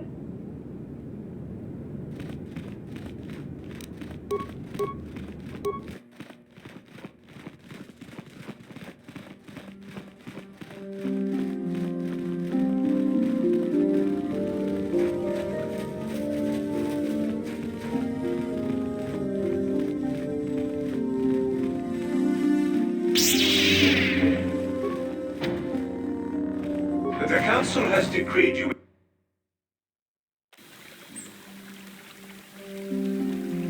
Please be careful on the plains of... Yeah, what do you want? You want to hear tales of my exploits? Of the wars I've seen and fought, the enemies I've seen die by my hand? Sure, I'll humor you. My name's Canderous, of the Mandalorian clan Ordo. I've been fighting across the galaxy for 40 of your years. For my people, it is the honor and glory of battle that rules us. It's through combat that we prove our worth, gain renown, and make our fortunes. The Sith came to us with an offer, to fight a worthy enemy in a battle that would be remembered forever. Win or lose, as long as the fight is worthy, then honor is gained. The glory at having triumphed over impossible odds is what drives us. If there's nothing at stake, your possessions, your life, your world, then the battle's meaningless. We Mandalore take everything we are and throw it into battle. It's the true test of yourself. The battle against death, against oblivion. All life dies eventually. A true warrior is one who can beat it down whenever it raises its head. But times have changed now.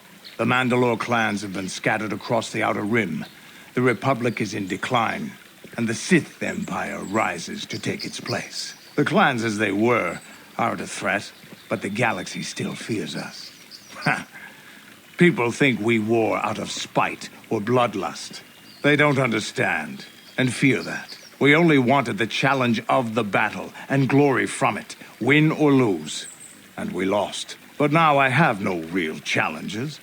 Crushing Davik's enemies and the pathetic gangs in the lower city of Taris could not be considered the most glorious of tasks. When I think of the battles I've fought, the thousands I've killed, the worlds I've burned, I weep for my past.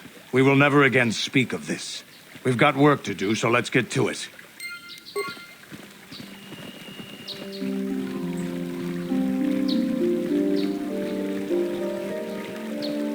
Are you a Jedi? How long can you people continue to sit by and claim you protect us, protectors? Ha! You sit in your enclave safe from the Mandalorians while we suffer. No! They've been raiding planets across this sector and farms around here often. You Jedi have left them alone because they haven't harmed you. But they steal our property, destroy our land. Worse. I say we look for these Mandalorians. I fought them in the war. They're nothing but vicious pirates. We should stop them if we can. Those Mandalorian brutes have killed my daughter. You should have protected her better. And you call yourself her father. And what am I supposed to do against a dozen Mandalorians and Duros? Nothing. There was nothing I could do. They came to our land demanding our livelihood. But Ilsa, my Ilsa, said no. There was nothing I could do. Too many of the Mandalorians and their Duros allies. I've come here to ask you, please, Master Jedi, stop these raiders and get revenge for my daughter. But you have been accepted into the Order. Yours is the authority of the Jedi. I will give you all I have. Just please, annihilate them from the face of this planet. Have you found the Mandalorian? Not much that would help you, I'm afraid. They're Mandalorians in their battle armor with some Duros allies. They came down on us on land speeders, so they could be anywhere by now. One thing I do remember, when those dogs killed my Ilsa, is that their leader was a giant of a man who wielded a lightsaber. Yes, it was. Mandalorians have never been open to the ways of the Jedi. They are much too barbaric and violent. Practical. I rather think that it may have been from some poor Jedi he had slain before. You can see now that he is as much of a threat to you as to me. You must kill them. They have been troubling farms in the south most recently, having already dealt with many to the north. Please go there, find them, and kill them. Dantooine looks peaceful enough, but... Greetings, young Jedi. I wonder if you could assist me. I seem to have lost my companion, you see? We were working on my farm to the north of here. I was working in the garden outside, and he was working inside. I heard the door to the house open, but not close. I went to see and found it wide open. I searched everywhere and could not find him. I worry so much. I need him back so badly. I wonder if he... Could he have been kidnapped? Not that I know of. None of my neighbors really know he's there. Maybe it was the Mandalorians. Or maybe Cathhounds. But no, Cathhounds are not intelligent enough to open doors. Although they have been more vicious lately. No, it must have been someone who could open the door by himself. Come to think of it, the door was locked. No, the door was undamaged and showed no signs of tampering. Well, yes, it could have, but he had no reason to run away. His programming... Well, yes, He is a droid, but he is very valuable to me all the same. He's the last piece of my poor passed-away husband that I have left. He is very dear to me, my precious is. I don't know what I'd do without him. He's the only companionship I have on all of Dantooine. He is a personal assistance droid. My husband was a genius at constructing droids. He made this one capable of taking care of me for the rest of my life. As the last legacy of my husband, for my own personal ease of mind, I need him back. His absence gnaws at me like a gaping wound. Wow, she really misses her droid, doesn't she? Please, I beg of you, return my droid to me. Thank you. Thank you, Master Jedi. If you find him, please send him home to me. I need him so much.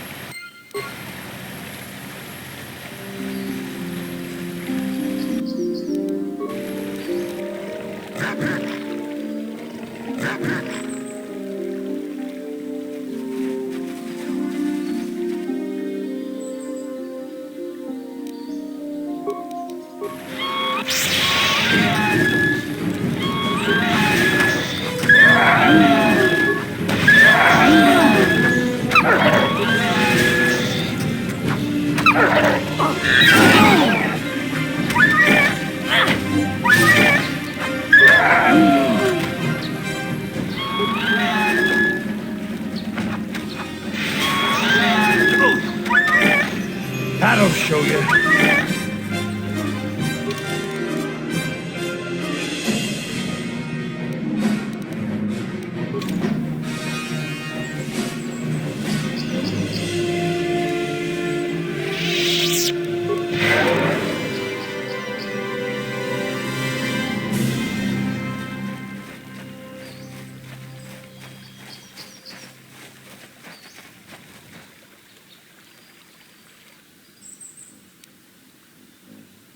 Yeah, what do you want?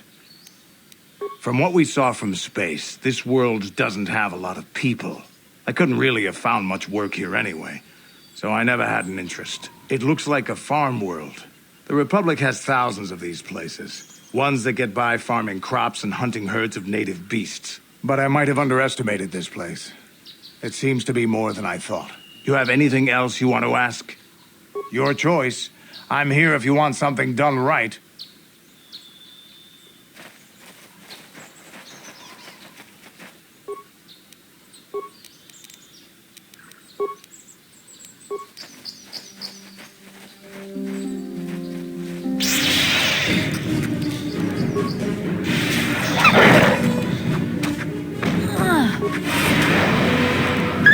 You go!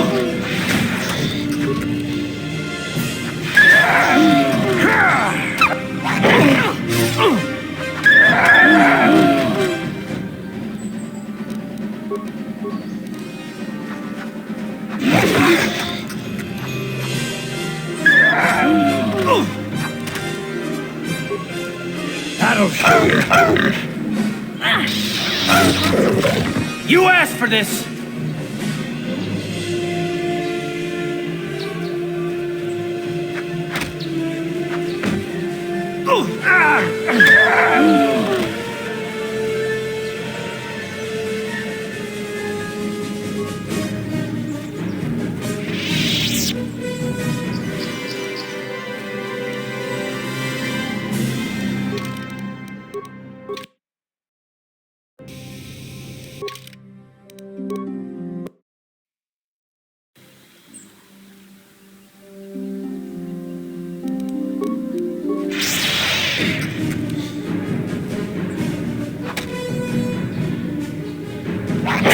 How'd you like that?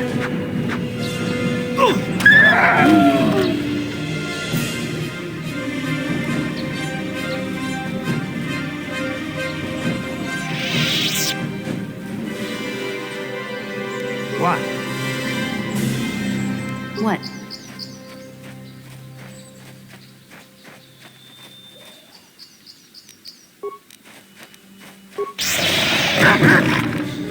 This is what I live for.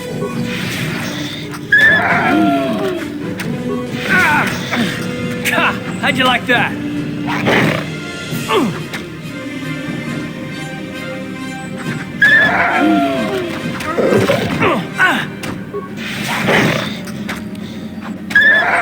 You're dead.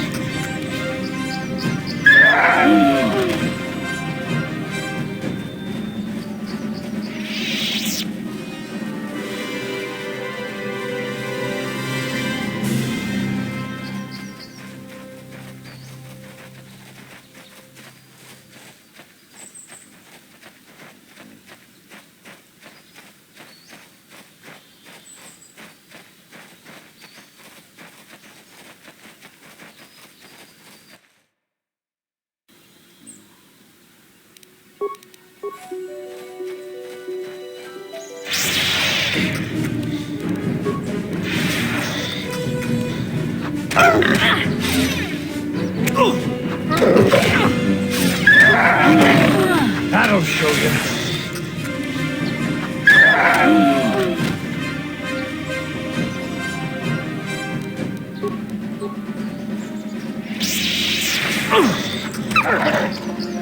Die! Let's go!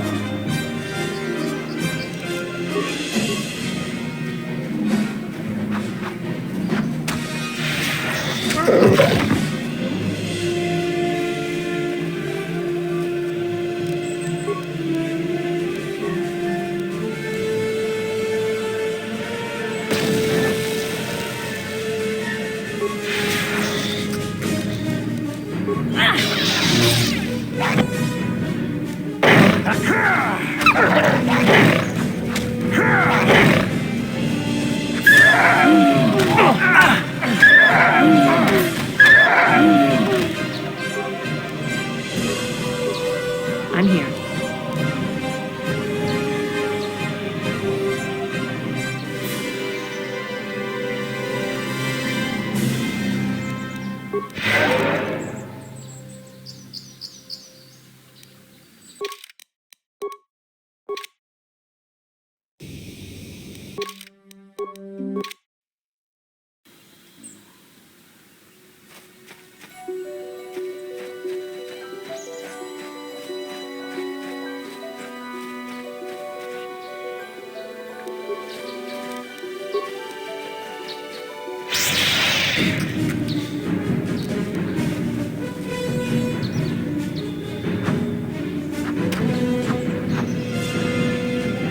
You're dead.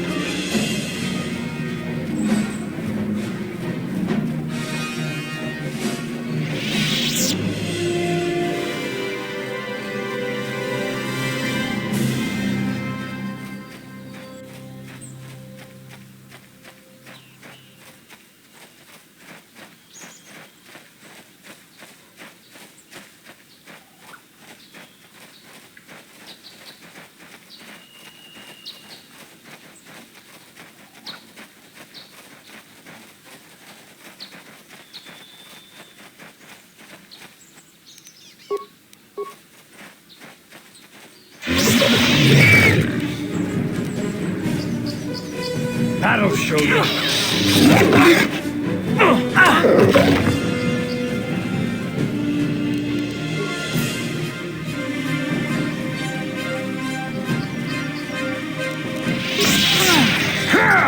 How'd you like that?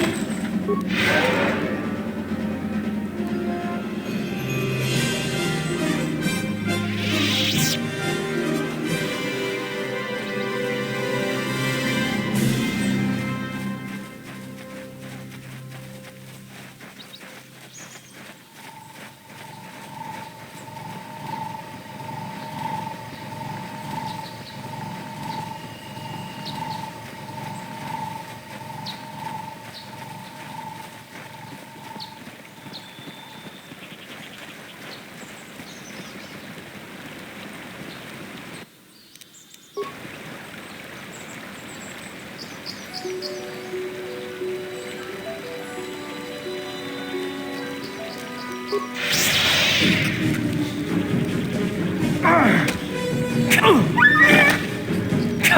you like that? How'd you like that?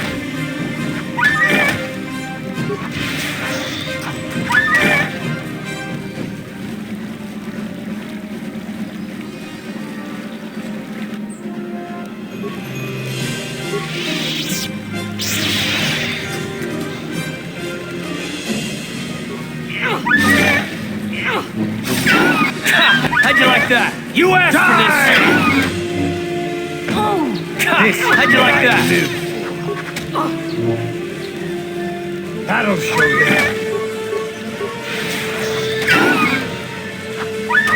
That'll show you.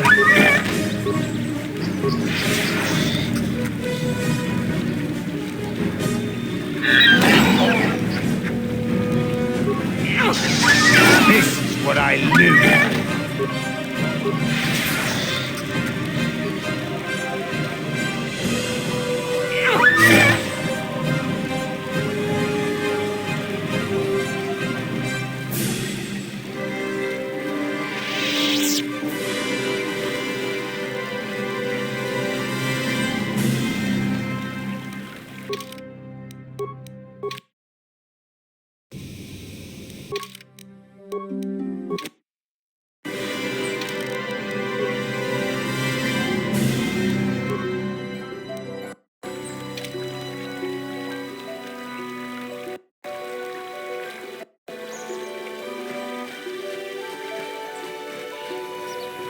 Holding out on us again. If you haven't given us enough money, I guess we're gonna have to take it out of you piece by piece. No, please! Take my wife and children instead. Anything! Wife and children. Sounds like a good idea.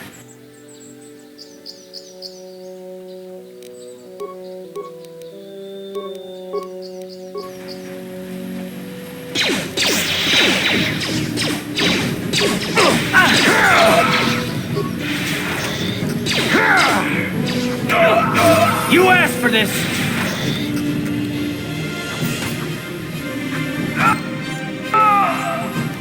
Ready?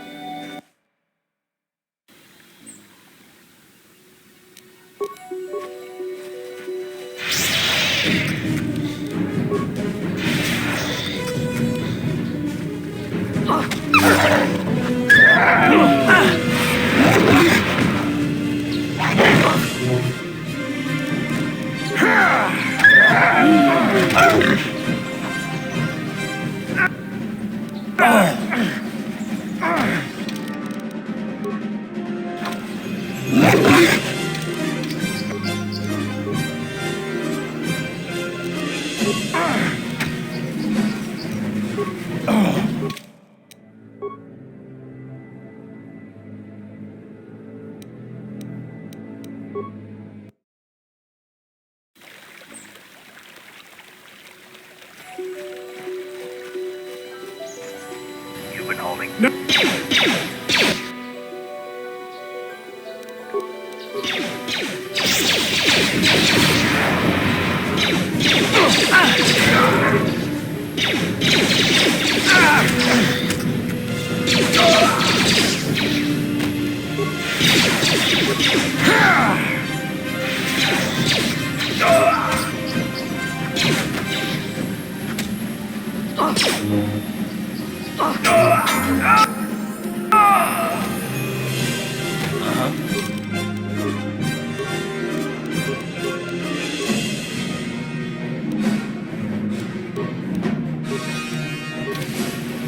What?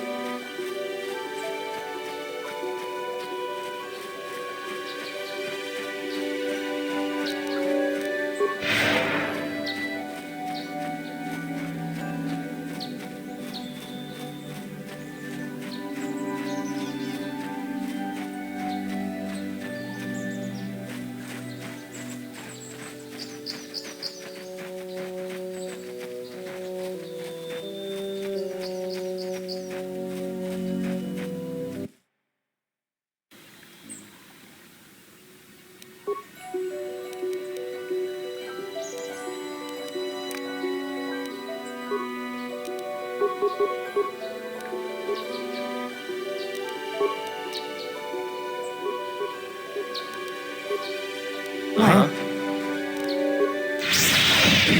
Ha! How'd you like that?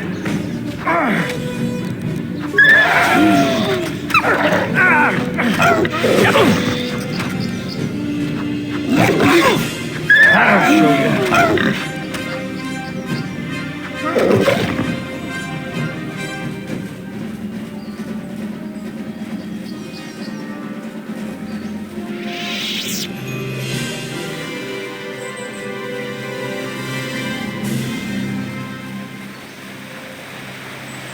Achuta.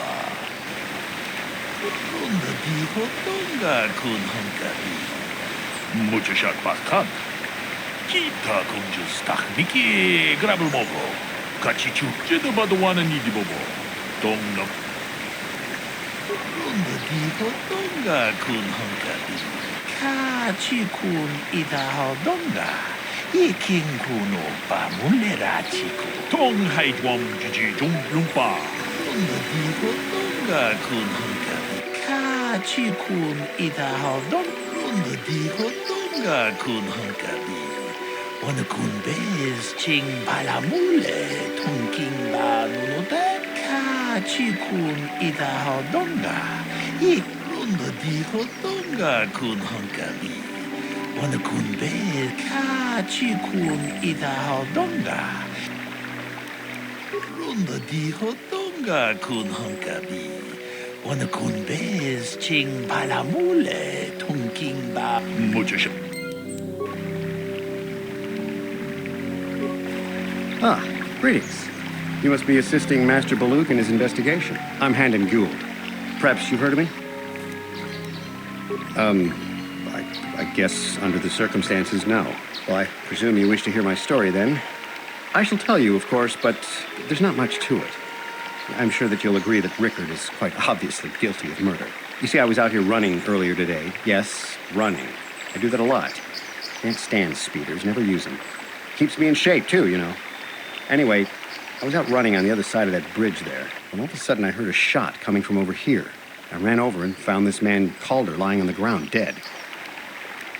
And I saw Rickard come skulking out of the shadows of the rocks south of the river, and I knew something was wrong. I hit my emergency button and called the Enclave right away. Well, there. That's my story.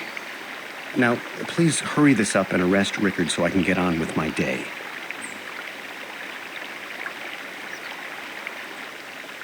Another Jedi, huh? Helping that Twi'lek investigate, no doubt. He seems stumped. I'm Rickard Lusoff.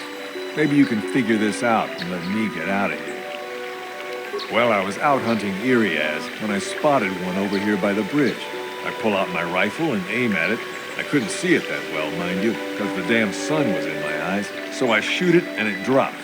I walk over here and find Handon standing over Calder's body. So why don't you get this whole farce over with and send that whiner Handon to the prison he belongs in?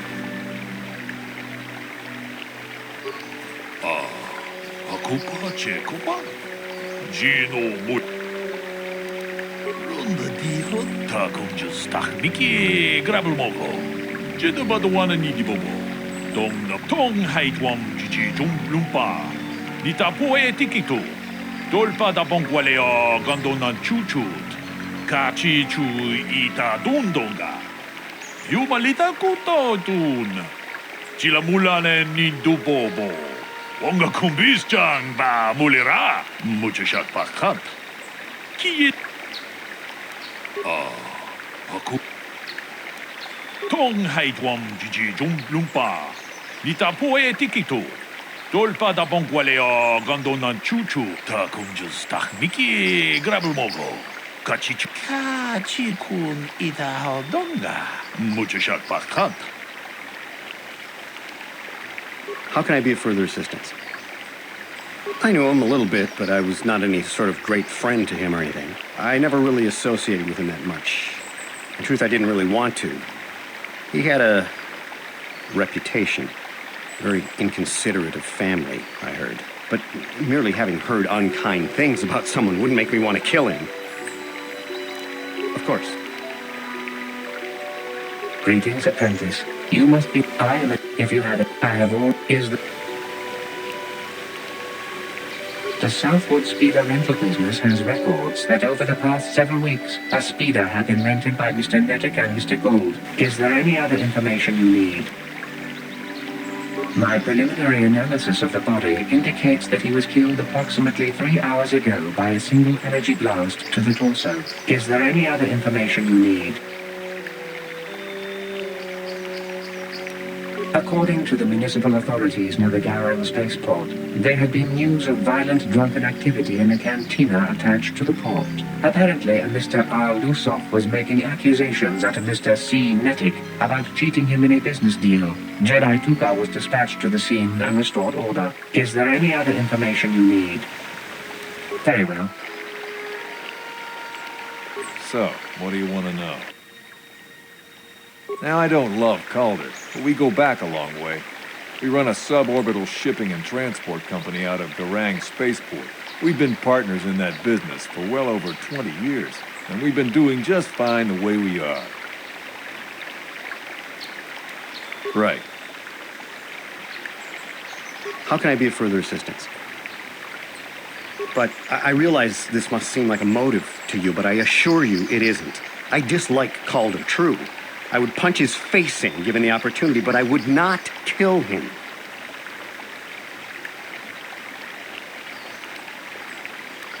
My wife was cheating on me with him.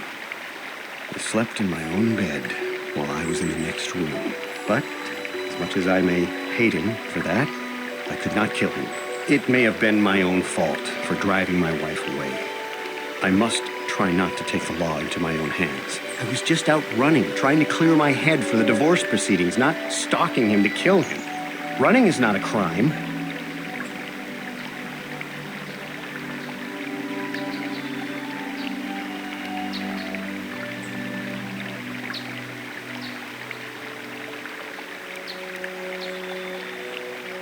How can I be of further assistance? Of course. Akupache kupa. Gino. Runda diho donga kun honkabi. Wana kun bez ching palamule. Kachi kun ida hodonga. Ye king kuno. Runda diho donga kun honkabi. Ta kunjas takmiki grabel mogo. Kachichu ita bodunga. Kachi kun ita hodonga. Ye king kuno pamu muchashat pak. Is there any other... We cannot get any more specific analysis from that sample other than the fact it did not belong to Calder. Is there any other... We cannot get any more... Is there... Very well. How can I be of further assistance? That blaster was stolen from my house last week. I never knew what happened to it. I hardly have enough money to afford a single blaster, let alone another. I can't tell you how important it is to have a weapon on hand with all these ravenous cath hounds around. Even an Irias can take a man down if it gets in the mood. Every settler has a weapon. It's our most prized possession. I would most appreciate it if I could have that back after you determine that Rickard is the killer. How can I be of further assistance? Of course.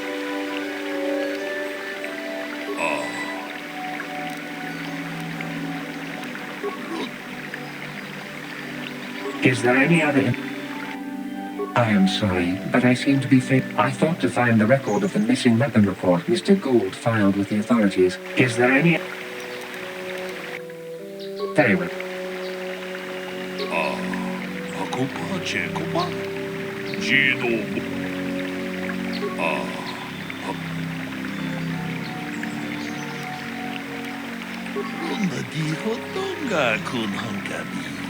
Wana kun bez ching palamule tungking ba nun ka chi kun ita hardonga mucho shot pakhan. Is there any other... I have just received back an analysis of a sample of the blood found on the weapon. It had been sent back to the enclave just before you arrived. The blood on the weapon is definitely not Calder's. Unfortunately, there was a bacterial contaminant in the sample that had been taken back to the laboratory, and it had become degraded. We cannot get any more specific analysis. Is that... Very well. Tong abong shao. Runda di hotonga kun hankabi. One. Hakupa cheko. Runda di hotonga kun hankabi. Wana kun bez ching palamule. Hey, what are you doing? Jedo badawana ni di bobo. Tong nabung sha nunya. Tong patukashmak talea. Ta kunjus tahmiki grabul mogo. Kachichu ita bodunga. Tolbabank wale oganda naru chuchut. Kogesha ponka bola wana chikne. Amule slimo podadara nanga kumbis ule rabes. Runda di hotonga kun hankabi. Wana kun bez ching palamule tongking ba monodak. Togning chatukune mule rabes. Tong abong sha umina. Wanga kun bez king balemuraya. Shoni yon tunjiji idatwana. Kapavolpa mulji kumana. Ta kunjus tahmiki grabul mogo. Kachichu ita bodunga. Tolbabank wale oganda naru chuchut. Mogesha ponka bola wana chikne. Amule slimo podadara nanga kumbis ule rab. Kachikun ita hodonga. Iking kuno pa mule rachikun. Slimo podona. Runda di hodonga kun hankabi. Wana kun bez ching palamule tongking ba nunodek. Togning chatukune mule rabes. Tong haitwam jiji jum lumpa. Nita poe tikito. Dolpa da bonkwalea gandona chuchut. Kachi chu ita dundonga. Yumalita kuto tun. Chilamulane ni dubobo. Onga kumbis chang ba mulera. Damn you. Damn both of you. Ta kunjus tahmiki grabul mogo. Kachichu ita bodunga. Tolbabank wale oganda naru chuchut. Mogesha ponka bola wana chikne. Amule slimo kachiku. Tong haitwam jiji jum lumpa. You did good. You might just make... Achuta. Wonga kunbis dolpi kikuin.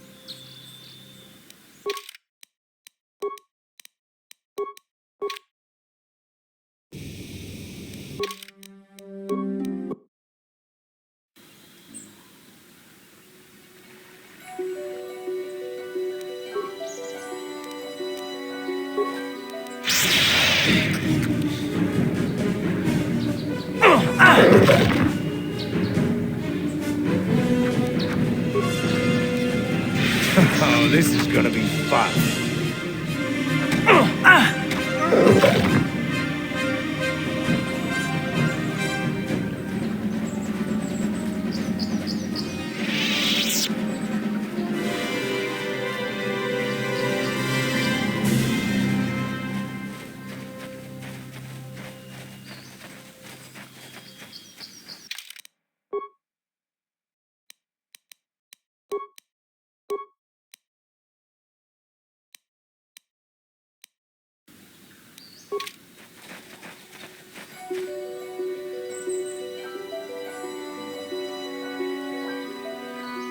I will be your doom!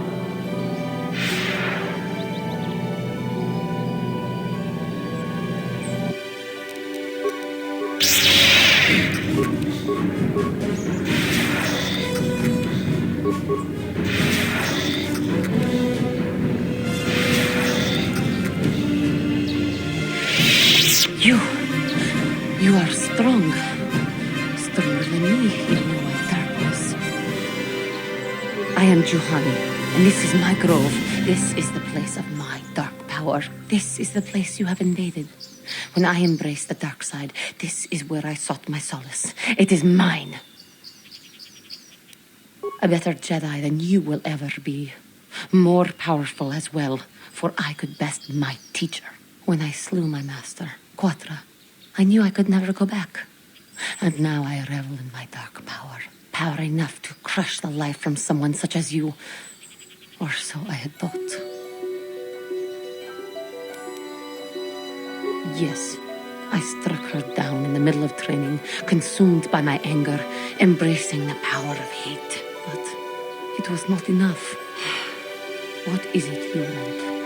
Why do you bother me? Talk.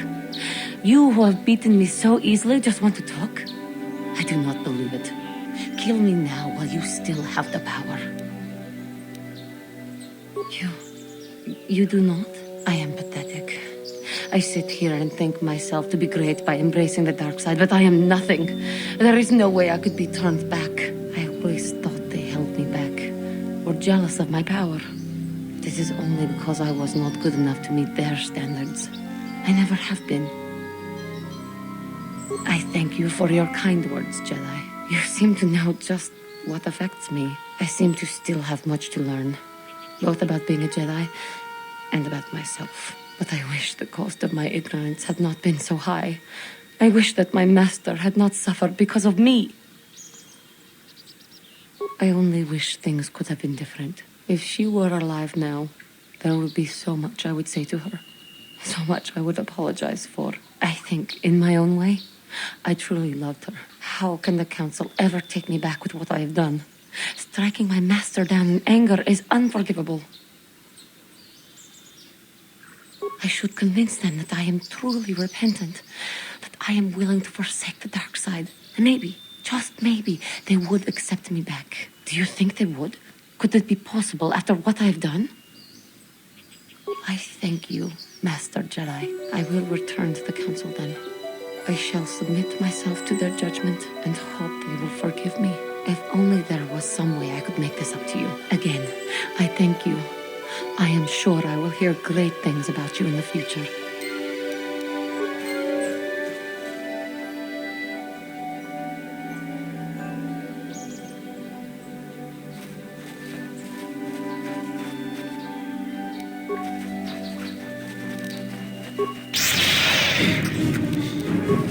Oh,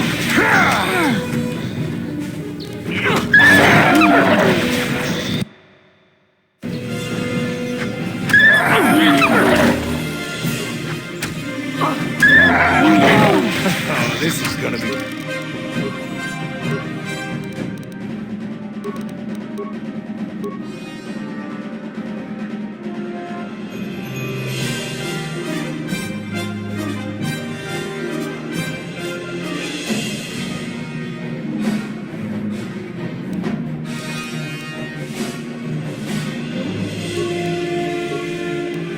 Fun. How'd you like that? What?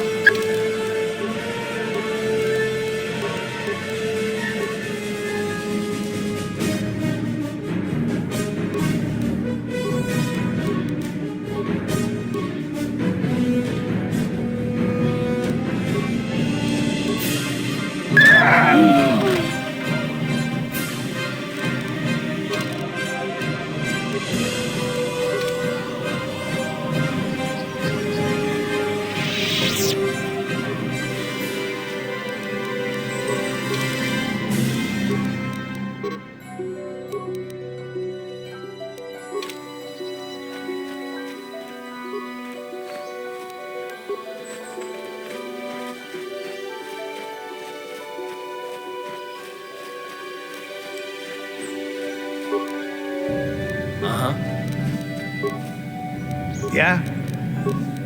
What?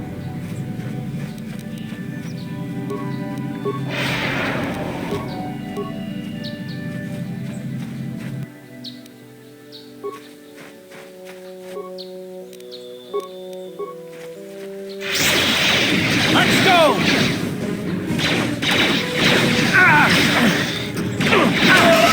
Down you go!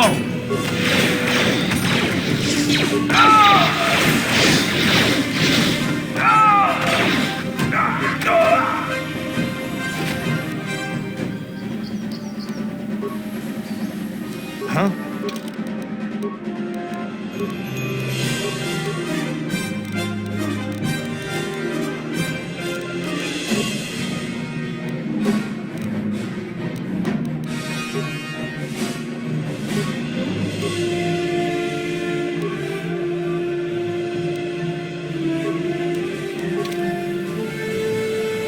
I'm here.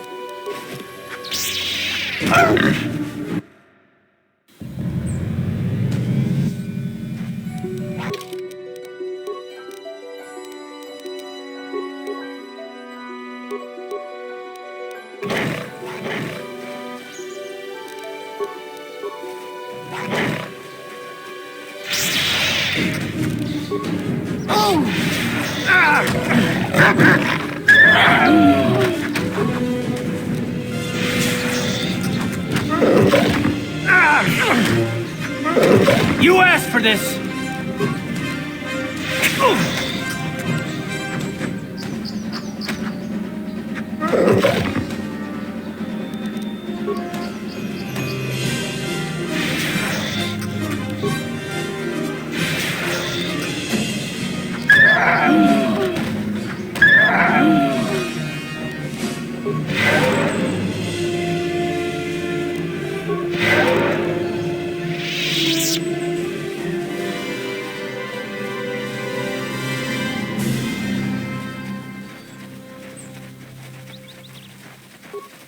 Thank you for saving me, Master Jedi. I am C-842, a personal assistant droid.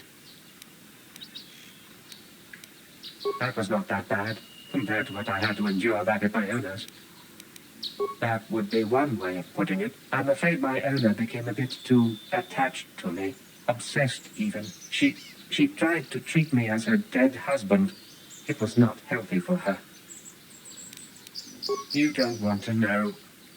She is obsessed. She rarely sees other people and appears to be fixated on me as her husband. She was becoming more and more insular. I thought it best that I leave. She may meet other real people this way. In fact, that was the reason I came here and sought out those cat hounds. I think it would be best if I were no longer a factor. She would meet new people. Living people, please. Will you destroy me? Thank you, kind sir. You have my eternal gratitude.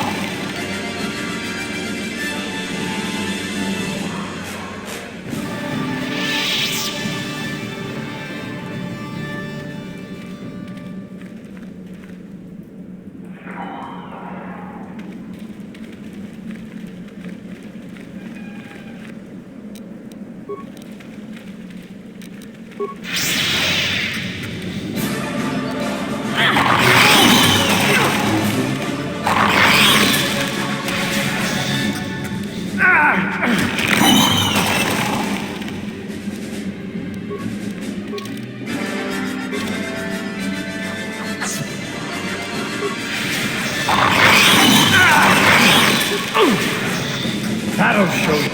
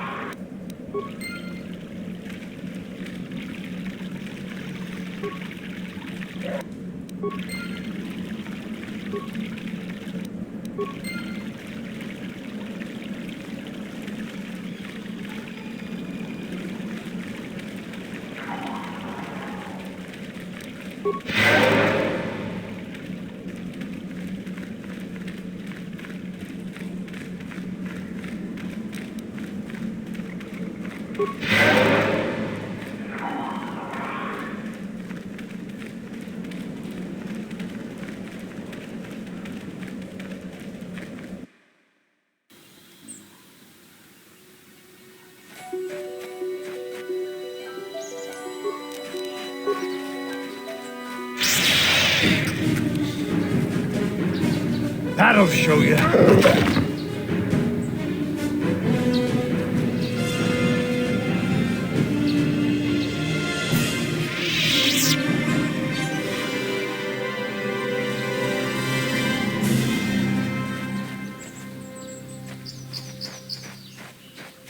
Karth, you fought in the Mandalorian Wars, didn't you?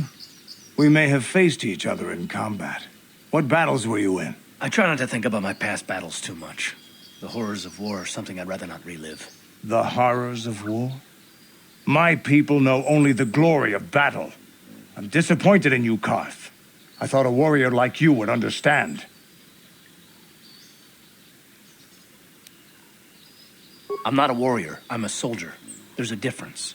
Warriors attack and conquer. They prey on the weak. Soldiers defend and protect the innocent. Mostly from warriors. Nice speech. I bet you tell yourself that every night so you can sleep. But I accept who and what I am. I don't have to justify it with words. Victory in battle is my justification.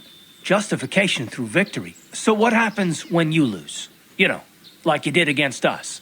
You had us outnumbered 5-1. You had more ships, more troops, more supplies, and the Jedi on your side. And we still made the Republic tremble before we fell. Nice speech. I bet you tell yourself that every night so you can sleep. I don't want to talk about this anymore, Canderous. The war is over. You lost.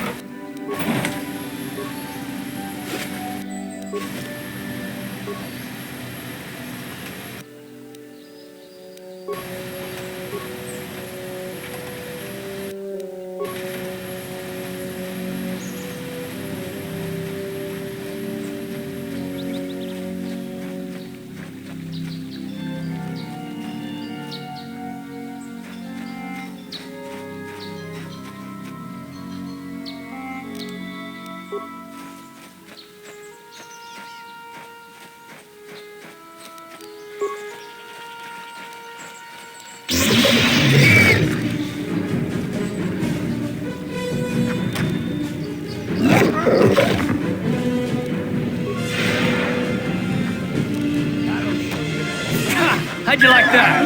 Ooh. Oh.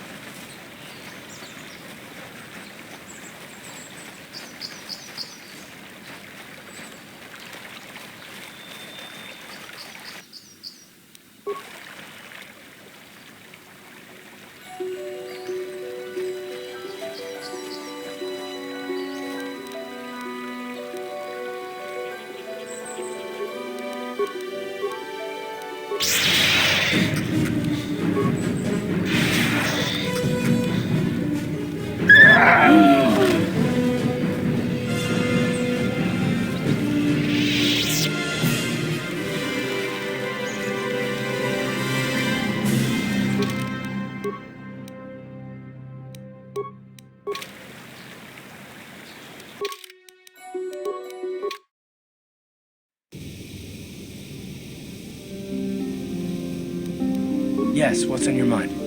Oh, you want to argue some more, is that it? Can't say I've ever met a woman quite like you before. You're really something. I just don't trust easily, and for good reasons, which are my own.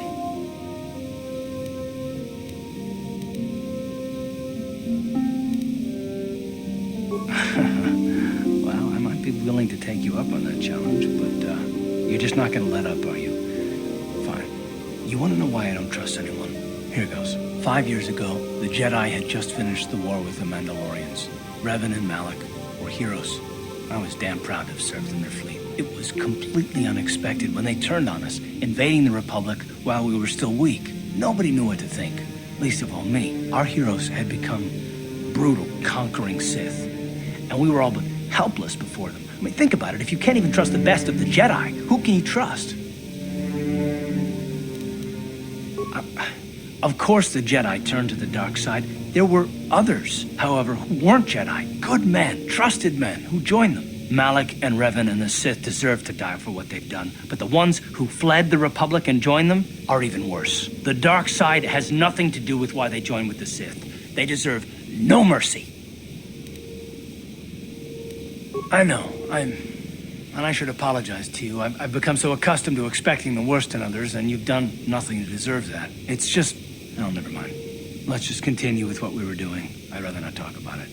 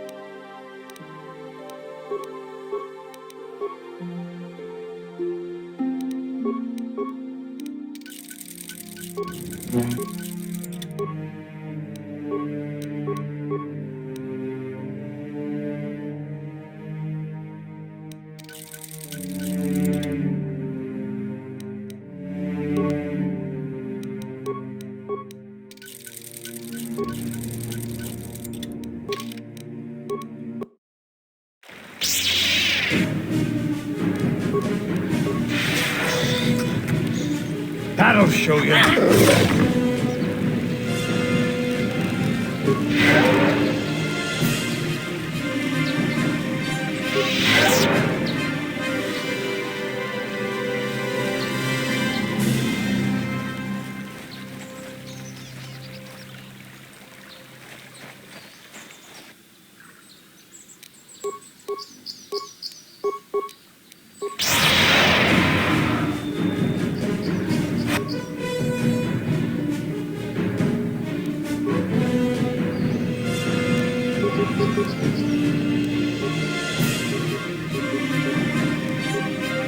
This is what I live.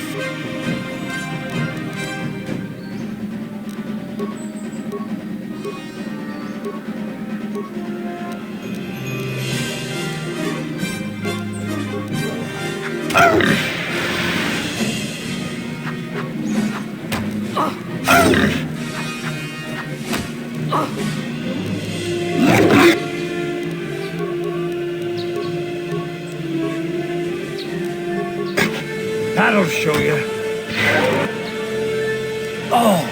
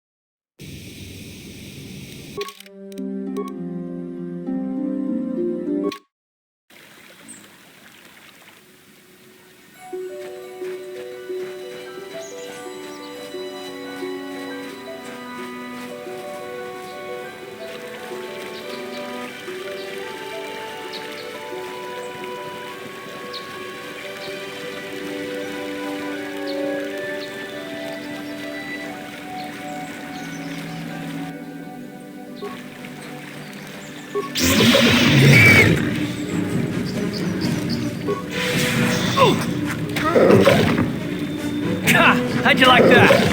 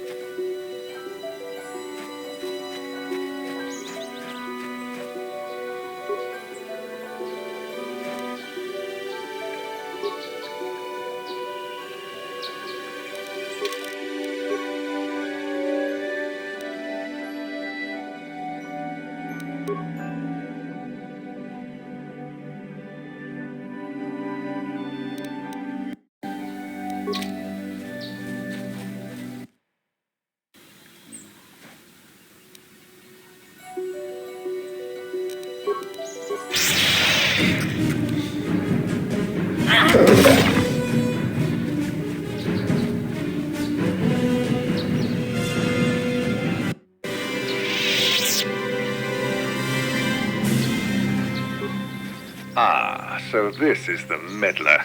You have caused us far too much trouble for a mere Jedi. I will add your head to those of the other Jedi I have killed and take yet another lightsaber for my own.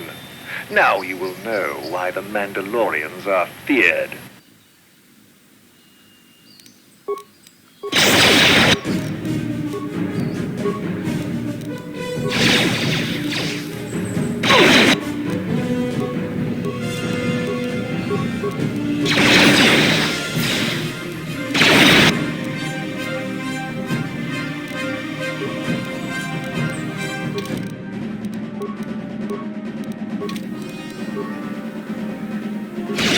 You asked asked for...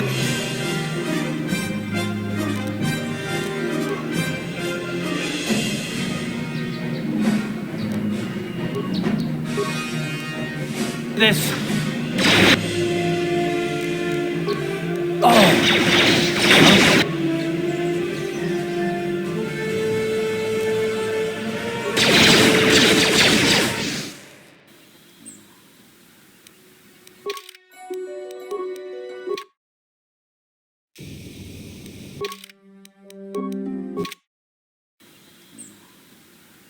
What?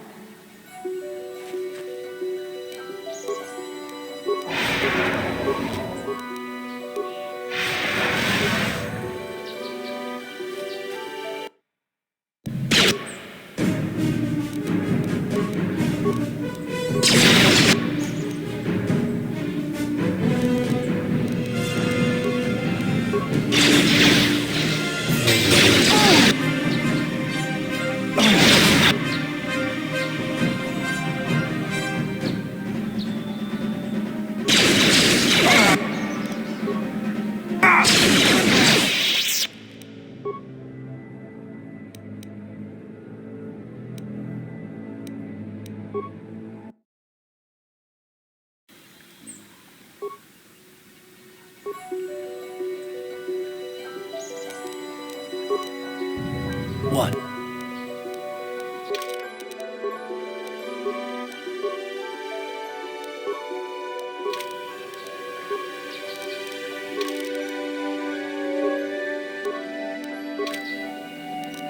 What?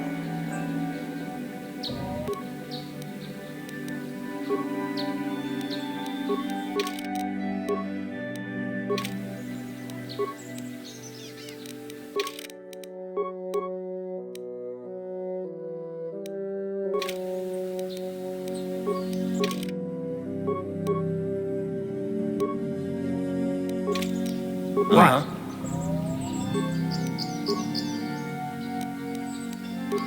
I'm here.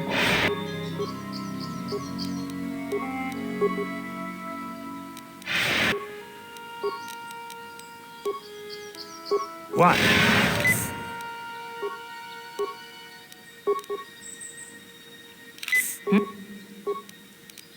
What? What? Ah, so this is the meddler. Now, I will add your head to those of the other Jedi.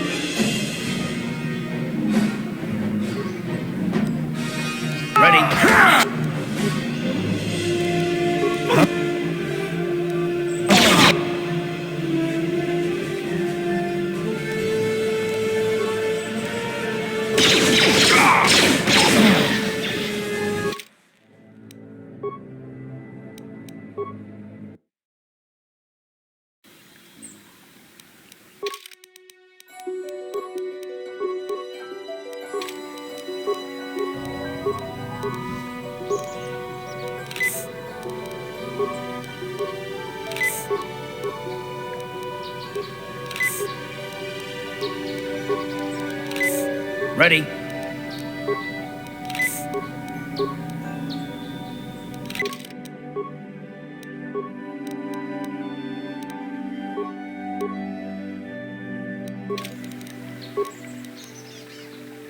What?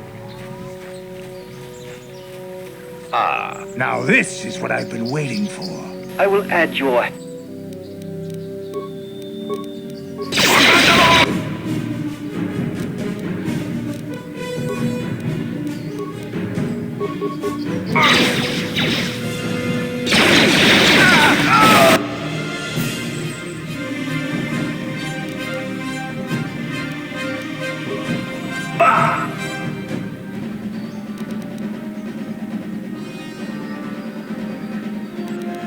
What? How'd you like that?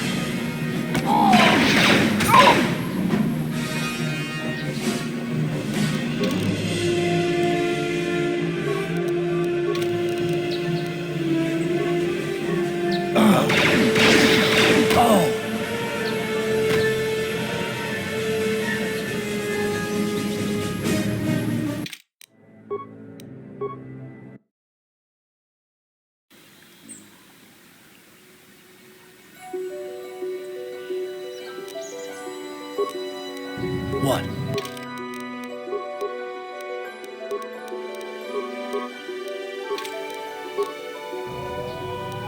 What?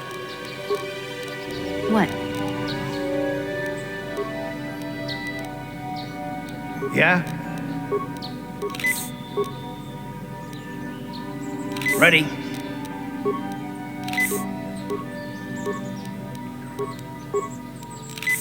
I'm here.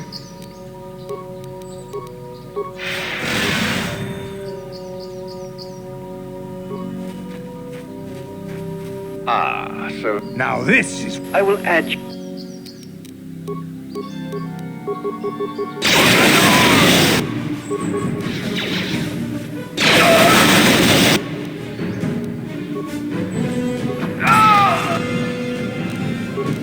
Yeah?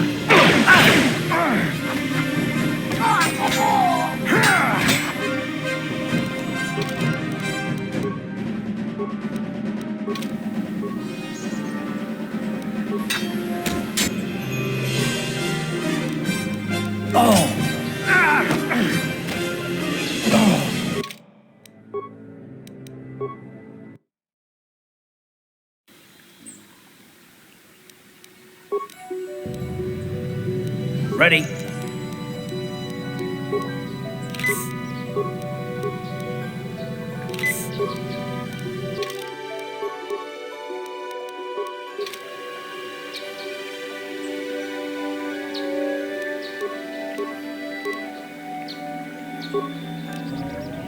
What?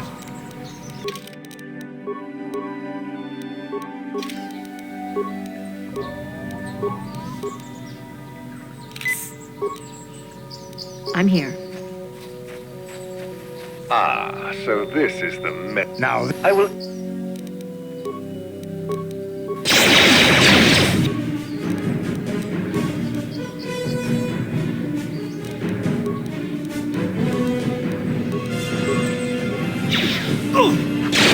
That'll show you.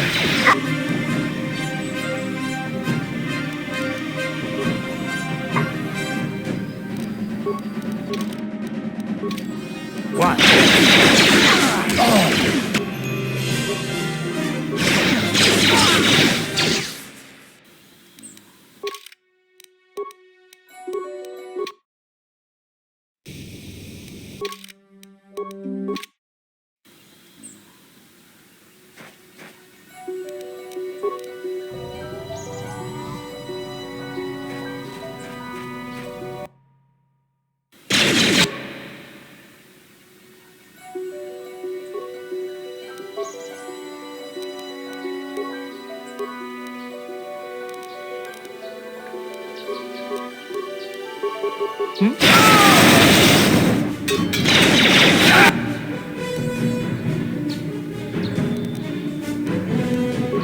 You go!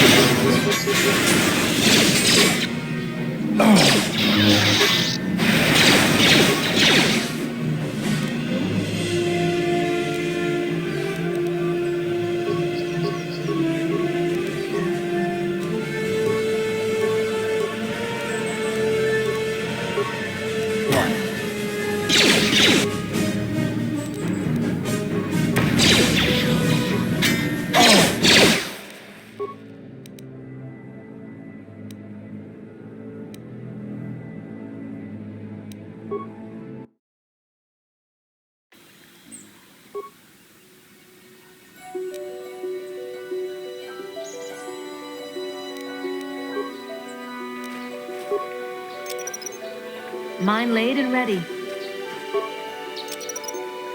Mine laid and ready. Mine laid and ready. Mine laid and ready. Ready.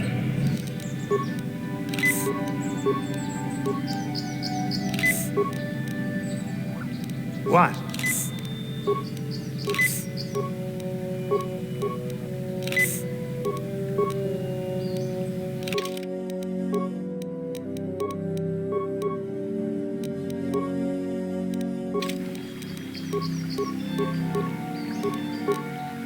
Ready.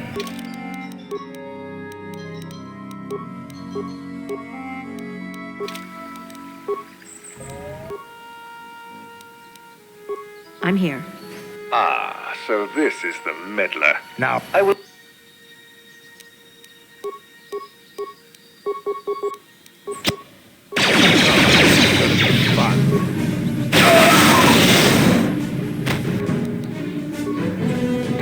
How'd you like that?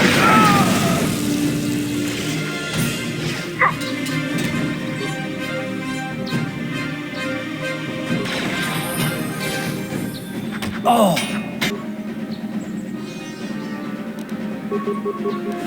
that'll show you.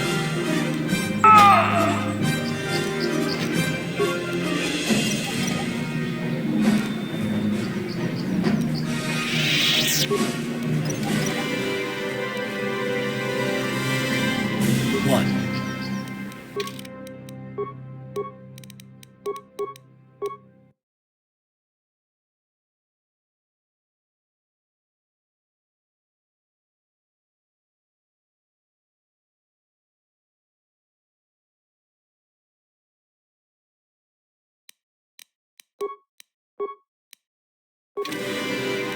What?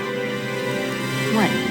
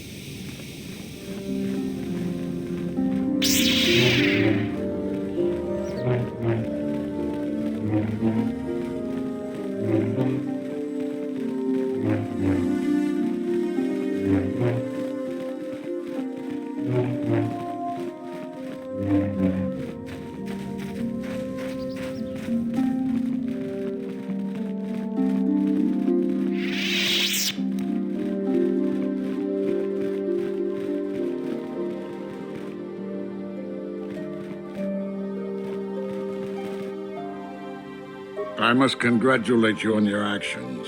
You have saved Juhani and brought her back into the Order, and have given us all great hope for your future success. May the Force be with you as you continue your training.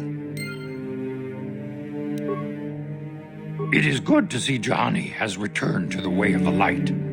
You are to be commended for your role in this.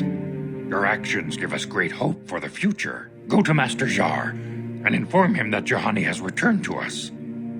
I think you may be nearing the end of your apprenticeship. Greetings, young apprentice. Have you come seeking knowledge of the past? Those who do not learn from history are doomed to repeat it. or so they say. As a chronicler of the Academy here on Dantooine, I feel it is my duty to share the history of our order with the newly initiated. Unfortunately, our recent history is one of tragedy and bloodshed. The Mandalorian Wars, the fall of Revan and Malak, the rise of the Sith. There are important lessons to be learned from these events, if we do not wish to repeat the mistakes of our past.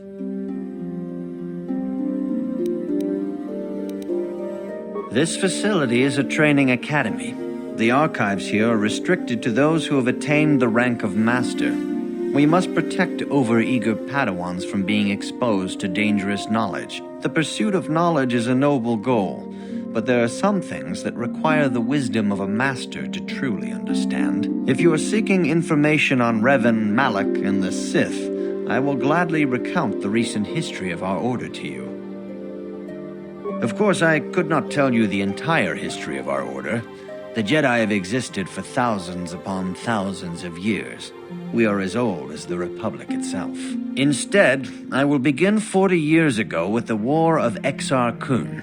Like Malak and Revan, Exar Kun was a Jedi who fell to the dark side and led an army against the Jedi and the Republic. Exar Kun was defeated, but the war left both the Republic and our own order severely weakened. For 20 years we struggled to rebuild, trying to erase the scars of the terrible conflict.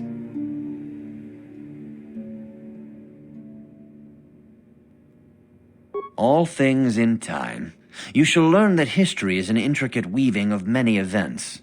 No one thing can be understood without the proper context. 20 years ago, the Mandalorians, aware that the Republic was in a weakened state, began conquering small worlds on the Outer Rim. They were careful to choose only planets outside the Republic's jurisdiction. After much debate, the Senate chose not to intervene. As long as the Mandalorians avoided planets that were members of the Republic itself, there would be no retaliation. Well, you can hardly blame the Republic. The memory of war was fresh in everyone's mind. Nobody was eager to relive the horrors in a campaign against the Mandalorians. But in the end, it was unavoidable. The Mandalorians stockpiled resources from their conquered worlds, preparing for a massive assault. 7 years ago, they launched a simultaneous attack in 3 separate sectors of Republic space. The Senate had no choice but to retaliate with the entire Republic fleet. The Mandalorian Wars had begun. The Republic petitioned the Jedi Council for aid, but there were many factors to consider before we allowed ourselves to be drawn into another conflict, so soon after the war with Exar Kun. While the Jedi Council preached patience, there were many among our order who were eager for us to join the battle. 2 young knights in particular demanded immediate action, Revan and Malak. They rallied many of the Jedi to their cause, and against the wishes of their masters, joined the Republic fleet battling the Mandalorians. Revan was a brilliant military leader, and the Republic fleet began to win victory after victory. 4 years ago, the Mandalorians surrendered unconditionally. No one is denying that Revan was one of the keys to defeating the Mandalorians, but something happened out there on the Outer Rim. Instead of returning after the war's end, the ships under Revan's command went deep into unexplored space. They claimed to be searching for the last remnants of the Mandalorian fleet. All contact was lost. For many months, it was assumed some great disaster had befallen the entire fleet. Everyone thought they were dead. There were unsubstantiated rumors of Revan and Malak being seen on a number of different planets during these months, scattered sightings that were never confirmed.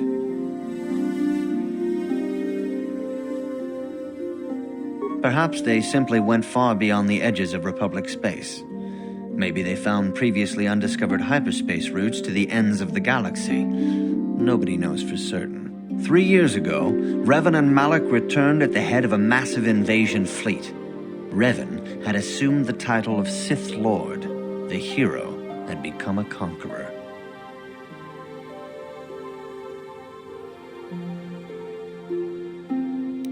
Initially, the bulk of the Sith force were former Republic soldiers who had served under Revan. With each conquest, thousands more flock to join the invaders, swelling their numbers. Even many of our own order have betrayed us, lured by Sith promises of riches and power.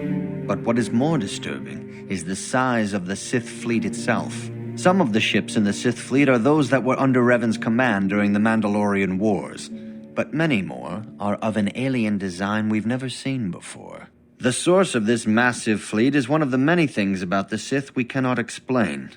It seems impossible to have created it in such a short time, yet we cannot deny its existence. For 2 years, the Sith were all but invincible. Fortunately, Bastila and her battle meditation allowed the Republic to win a few key victories and kept the Sith from total triumph. In desperation, we set a trap for the Dark Lord. Bastila was with the strike team that tried to capture Revan, as you probably know. She was there at Revan's end. That was nearly a year ago, but things have not improved. Malak has stepped in and assumed the mantle of Dark Lord for himself, though he's far from Revan's equal in strategy or tactics. Still, his fleet continues to grow in both ships and soldiers. If we do not find some way to stop the Sith soon, Malak will overwhelm us with sheer numbers. Revan's tale shows us how even the greatest of Jedi can fall to the dark side. You must always be on guard against the evil that dwells within you. Think hard upon this lesson.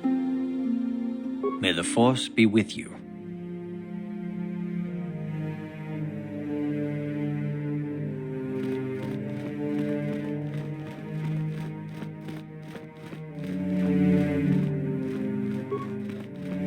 You have done well, my pupil. The ancient grove has been purified, and Juhani's journey down the dark path has been halted. Because of you, she walks once more in the light. But though she was saved, do not dismiss what happened to her. Juhani is both dedicated and true to the ideals of the Order, yet she was still vulnerable to the dark side, as are we all. She struck her master in anger during her training and injured her greatly.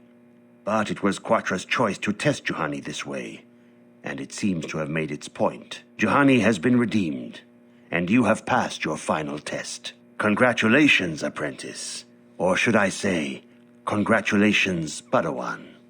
You have proven yourself worthy of joining the Jedi. Let me be the first to welcome you as a full-fledged member of our order.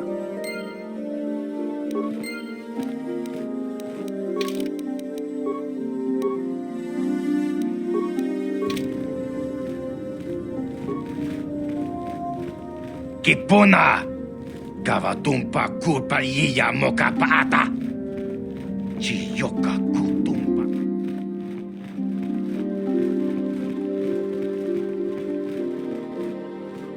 Your training is now complete, Padawan. And perhaps now it is time we dealt with the matter of the dream you and Bastila shared. When we heard of the ruins in your dreams, Master Dorak recognized it as one of a series of ancient structures here on Dantooine. This one in particular lies to the east of this enclave. We sent a Jedi to investigate, but he has not returned. Perhaps sending him in the first place was a mistake. The Force is guiding you through your visions. It may be that exploring the ruins is a task tied to your destiny. That is why the Council has now decided you should be the one to investigate this. The secrets to stopping Malak may be hidden within those ruins. You must investigate them and find what Revan and Malak were looking for. We do not know. That is one of the things you must investigate. We fear the worst. Is there anything else you want to know? Master Vuk may seem harsh and critical, but he understands the dangers that lie in your path. He wants you and Bastila to be fully prepared when you finally face Lord Malak. The way ahead will be difficult for young Bastila, and for you. But you must draw strength from each other. May the Force be with you. I demand justice! The Central family is a blight upon Dantooine. They must be punished. The Council will look into this matter, Mr. Matale. You must be patient.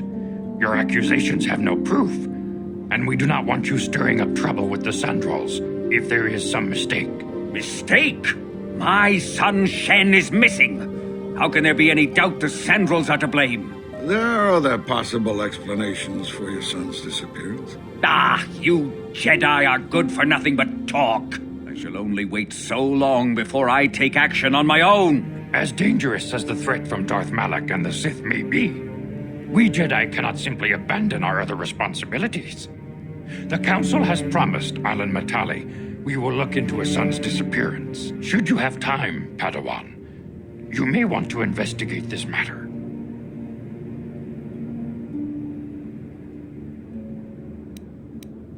If Shen Matali is not returned to his father, it may ignite a savage and bloody feud between the Matali and Sandral estates. We must not allow that to happen. Your study and training are important, of course, but the Jedi are not a cloistered order. Our influence and teachings must spread beyond the walls of our academies. It is in the real world that we truly prove ourselves worthy of the title Jedi. You would do well to remember this, young Padawan. The task has its own importance. It may also serve to divert our minds for a short time, something which carries its own rewards. I'm here.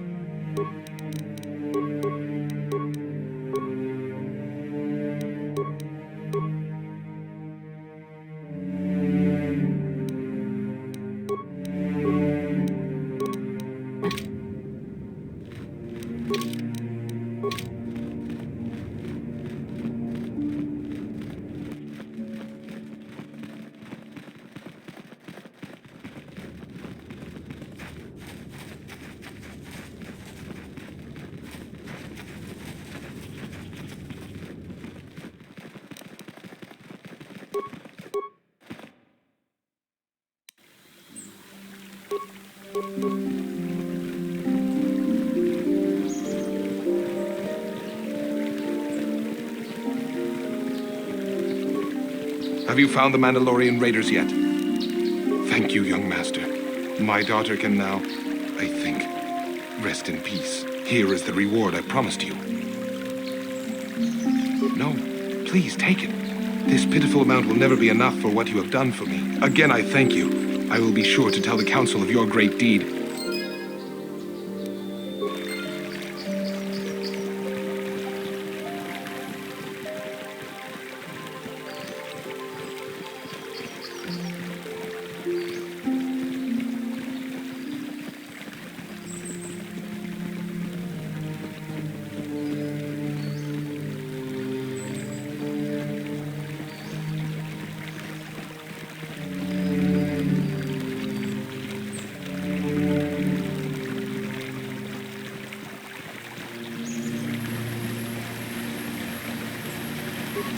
My droid is still missing. I can feel him like a hole in my aching heart.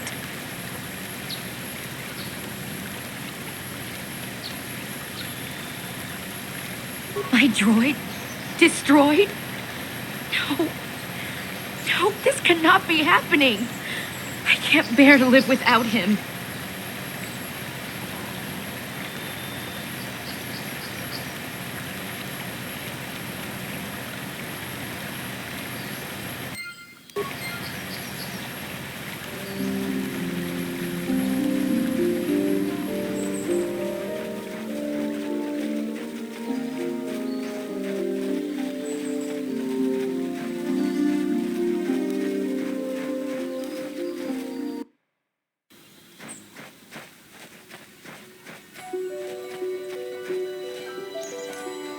What can I do?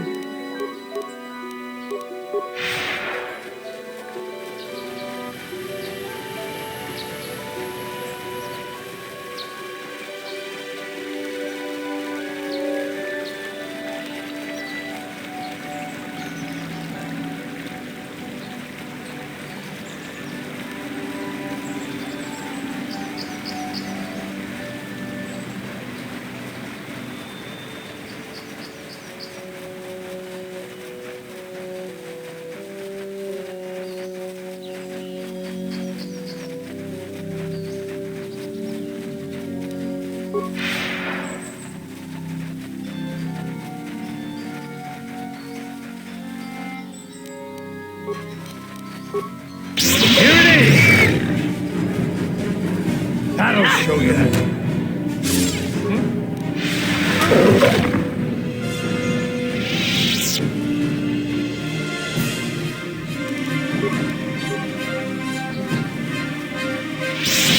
Oh, this is gonna be fun.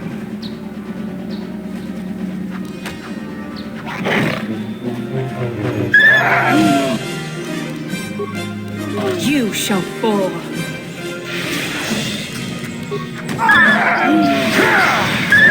That'll show you.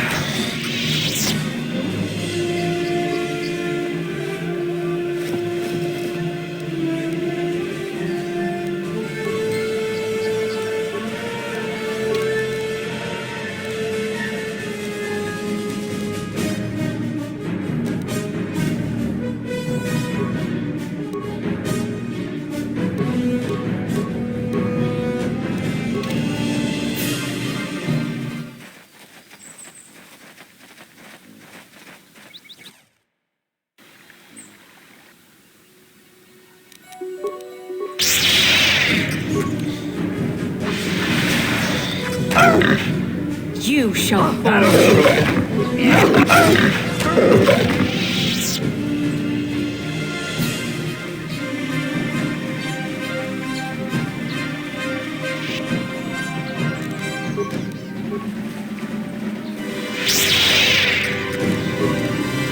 You cannot win.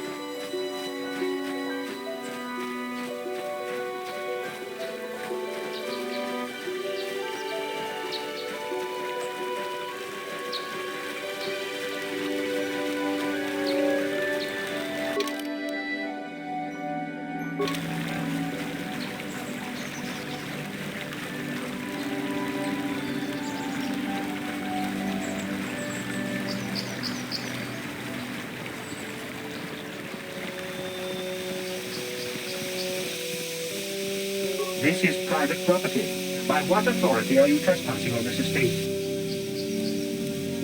The council. Justice is dead, and it is as we feared. You should speak to Nureg yourself. He will want to question you on the details of the son's death. Nureg left orders he was not to be disturbed, but given the circumstances, I will make an exception. Go into the main hall. Nureg will meet with you there.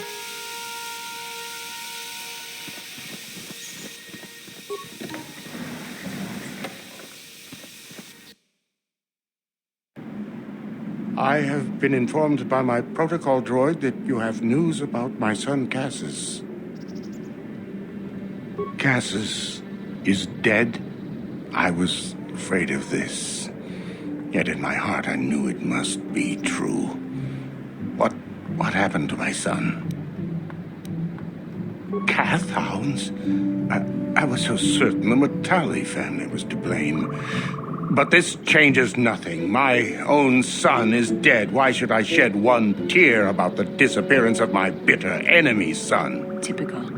Anything to continue the feud which has become so customary to you people. I must ask you something, though it is difficult for me. My son had a diary, his private personal thoughts.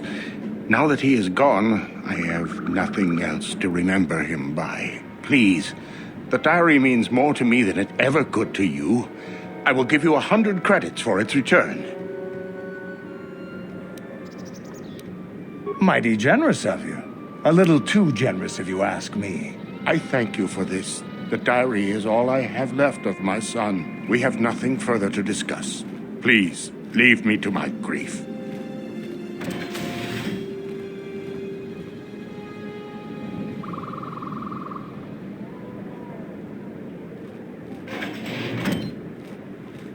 You are here from the council, are you not? Looking for Shen Matale?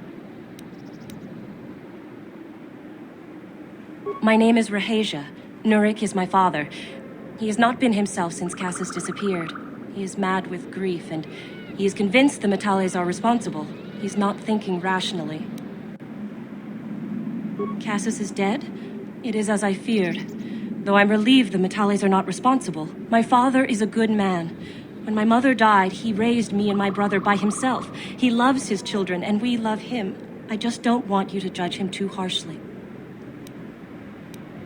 You must understand that father has been under a terrible strain. I have no wish to disobey him, but there are matters where even my father's authority is not absolute. My father has kidnapped Shen Matale. He is holding him prisoner here in the compound. He feels this is a way to get back at the Matales, a way to get even for the disappearance of my brother Cassis. I see. Well, there is the answer we seek. The Jedi Council should be informed of this at once. No. Since Cassis went missing, my father has become unstable. He might hurt him if you do that. He no longer even cares if the Matales are responsible for what happened to Cassis. I am afraid my father will simply kill Shen out of a mad, misguided lust for vengeance. Shen is an innocent victim in all this. My father is not a bad man, but his grief has driven him to madness. He must be stopped. Please, find Shen and rescue him before my father does something he will regret forever. I would take you to the prison, but I cannot let my father see me with you. Take this key. It will open an unguarded door at the rear of the estate. You and Shen can make your escape through there. There are many security droids guarding the halls. Please hurry. You are Shen's only hope. Please find Shen and free him. You are my only hope.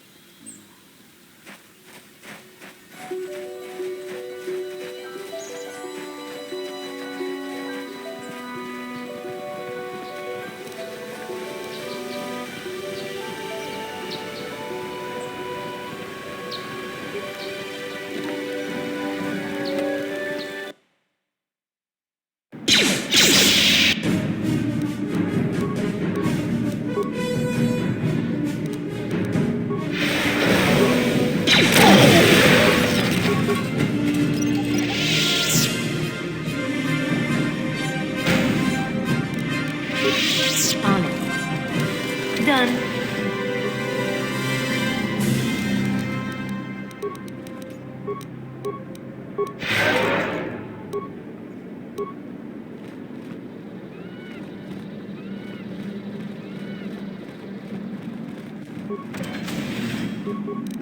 On it. Damn!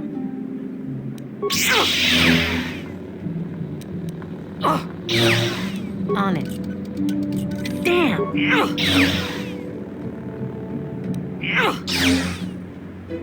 Huh? Die! What can I do?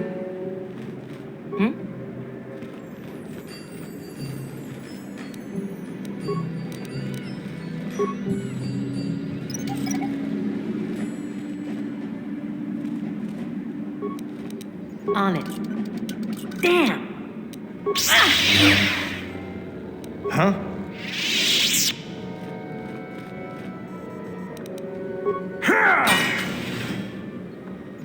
I'm here. Who are you? What do you want with me? Are you working for my father? Rescue me? No. I won't leave. It's too dangerous. It's not my own safety I'm concerned about. I'm worried about the fate of Nurik's daughter, Rahasia. She's been trying to convince her father to release me ever since I was captured. If I escape, Nurik will think Rahasia is to blame. Nurik is insane with grief over the loss of his son, Cassus. If I leave with you, it is Rahasia who will suffer. I cannot allow that. If you can convince Rahasia to escape with us, I will accompany you. Though I do not know if she'd be willing to turn her back on her home and family. Who could imagine a Sandral doing such a thing for the sake of a Matali? But if she will not go, then I too shall stay. I would rather face my own death than have her face her father's wrath because I escaped. Thank you. I wish you luck.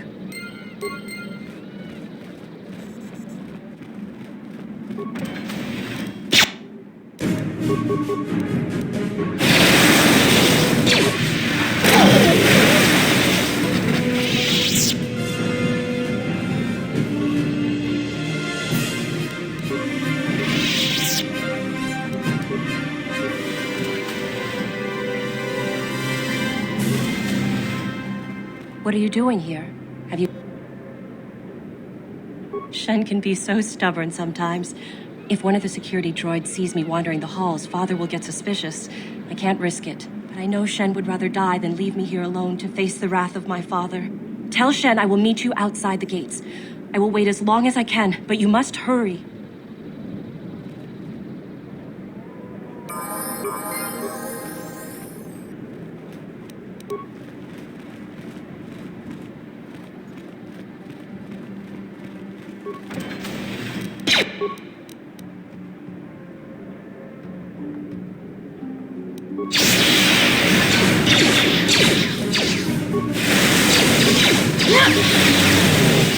Yes?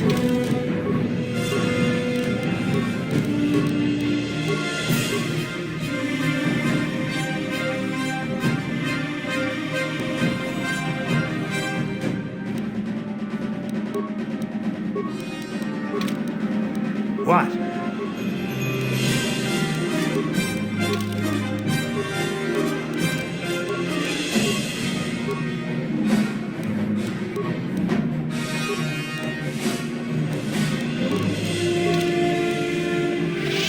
I'm here.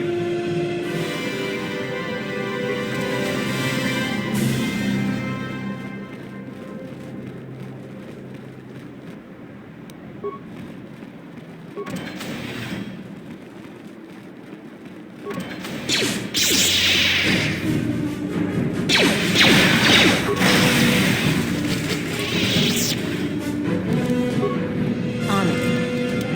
Damn!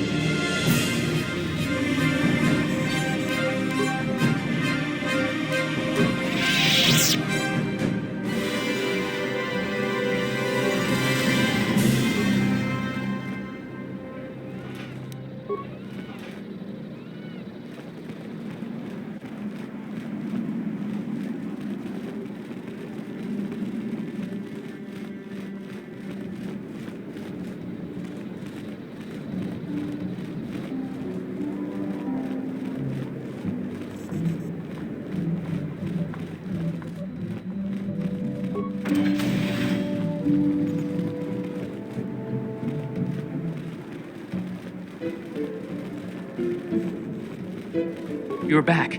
Have you spoken to Rahasia? I pray she is not just telling me what I want to hear, but I will have to take that chance. Hurry then, we must not keep Rahasia waiting. Shen, you're safe. Rahasia! Oh, thank goodness you managed to escape. It was all thanks to this kind Jedi that we managed to get this far at all. I thank you, Jedi, for all that you have done for us. No, we know that you must have gone to great personal risk to get us out of the Sandral estate undetected. But surely we can...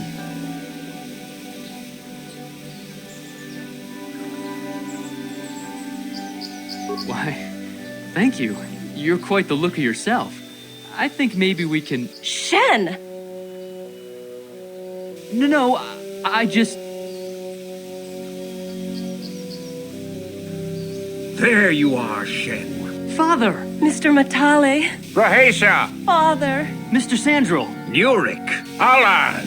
I knew this was all your doing. I knew you had captured my son. You had taken my Cassus from me long before that. You started it. I don't want to hear any of your excuses. Now I will get revenge for your transgressions. Please listen to her, Father. Why should I listen to the Jedi? All you want is to remain with that Sandral harlot. My daughter is not a harlot, Matale dog! Our children don't know enough of what's good for them to make a reasonable decision. It's better to let older, wiser heads like ours make the decisions. Rahasia and I don't want you to make decisions for us. We want to live alone away from you. You insolent boy! If you want to live alone, then so be it. I disown you. Never set foot in my house again. Rahasia, you will not leave with this Matale boy. I am, Father, and you can't stop me. We're leaving for the Enclave. You foolish girl.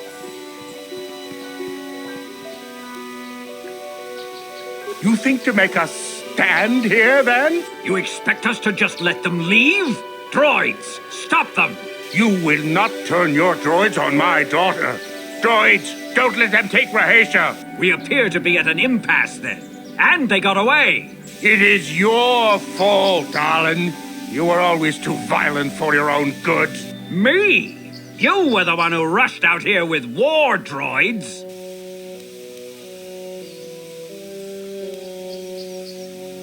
I will not rest until I have my Shen back. The Council will hear of the troubles you caused, Jedi. Indeed they shall.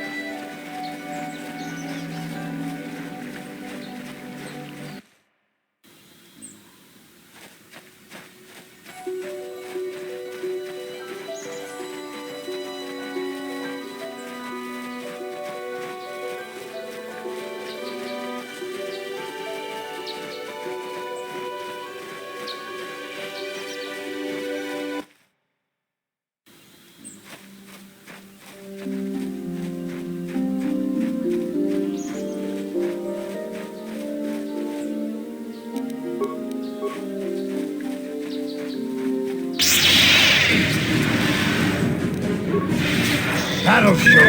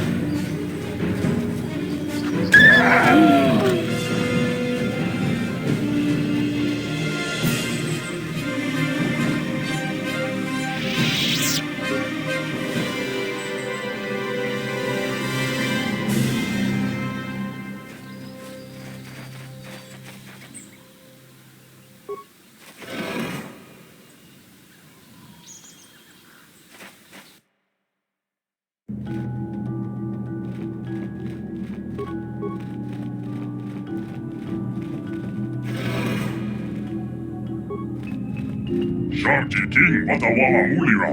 Yula lipa ak ikokun. Dahuba boktinya go juju piti. Just.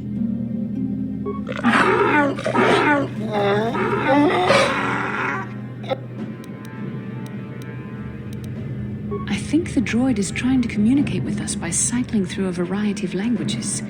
Each time it spoke, it was using a very different alien dialect. The droid can probably understand us. The only problem is it may not have been programmed with the phonemes of a language we can understand.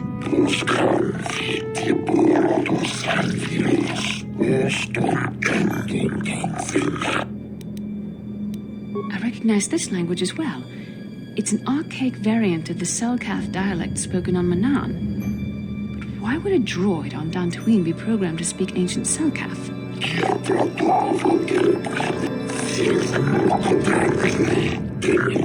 It must be referring to Revan. The Dark Lord and Malak likely encountered this droid when they explored these ruins.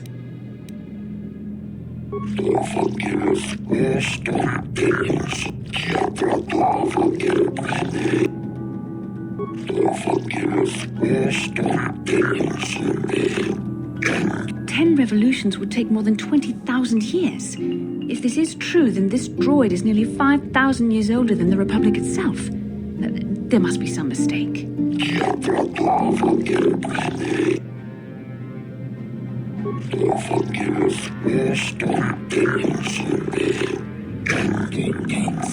These builders must have been an extinct people. Though it is strange, there's no record of their existence. Even the archives of the Jedi Academy make no mention of them. In the years before the Republic, the Hutts were a dominant force in the galaxy, but they never constructed an empire. In fact, I know of no species that would fit with this information.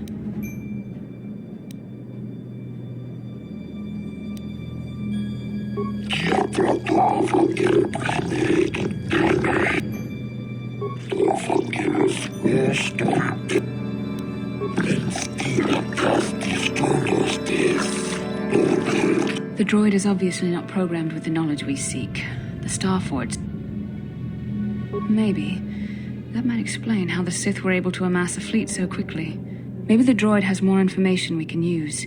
It seems to respond to you. Perhaps you should ask it something else.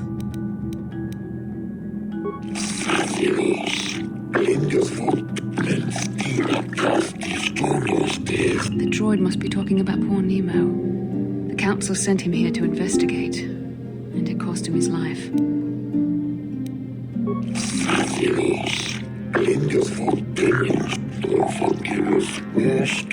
Revan and Malak unlocked the sealed door and uncovered the secrets of the Starforge. Now Malak is using the Starforge to fuel his conquest of the Republic. We have to find out what they uncovered. We have to find a way to unseal these doors to learn more about the Starforge. The Republic is depending on us.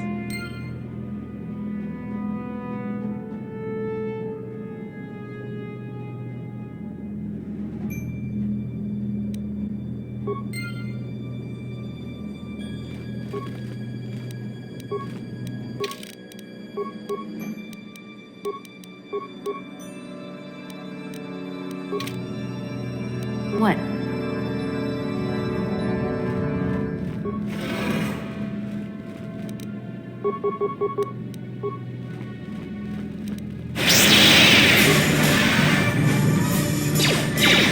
That'll show them.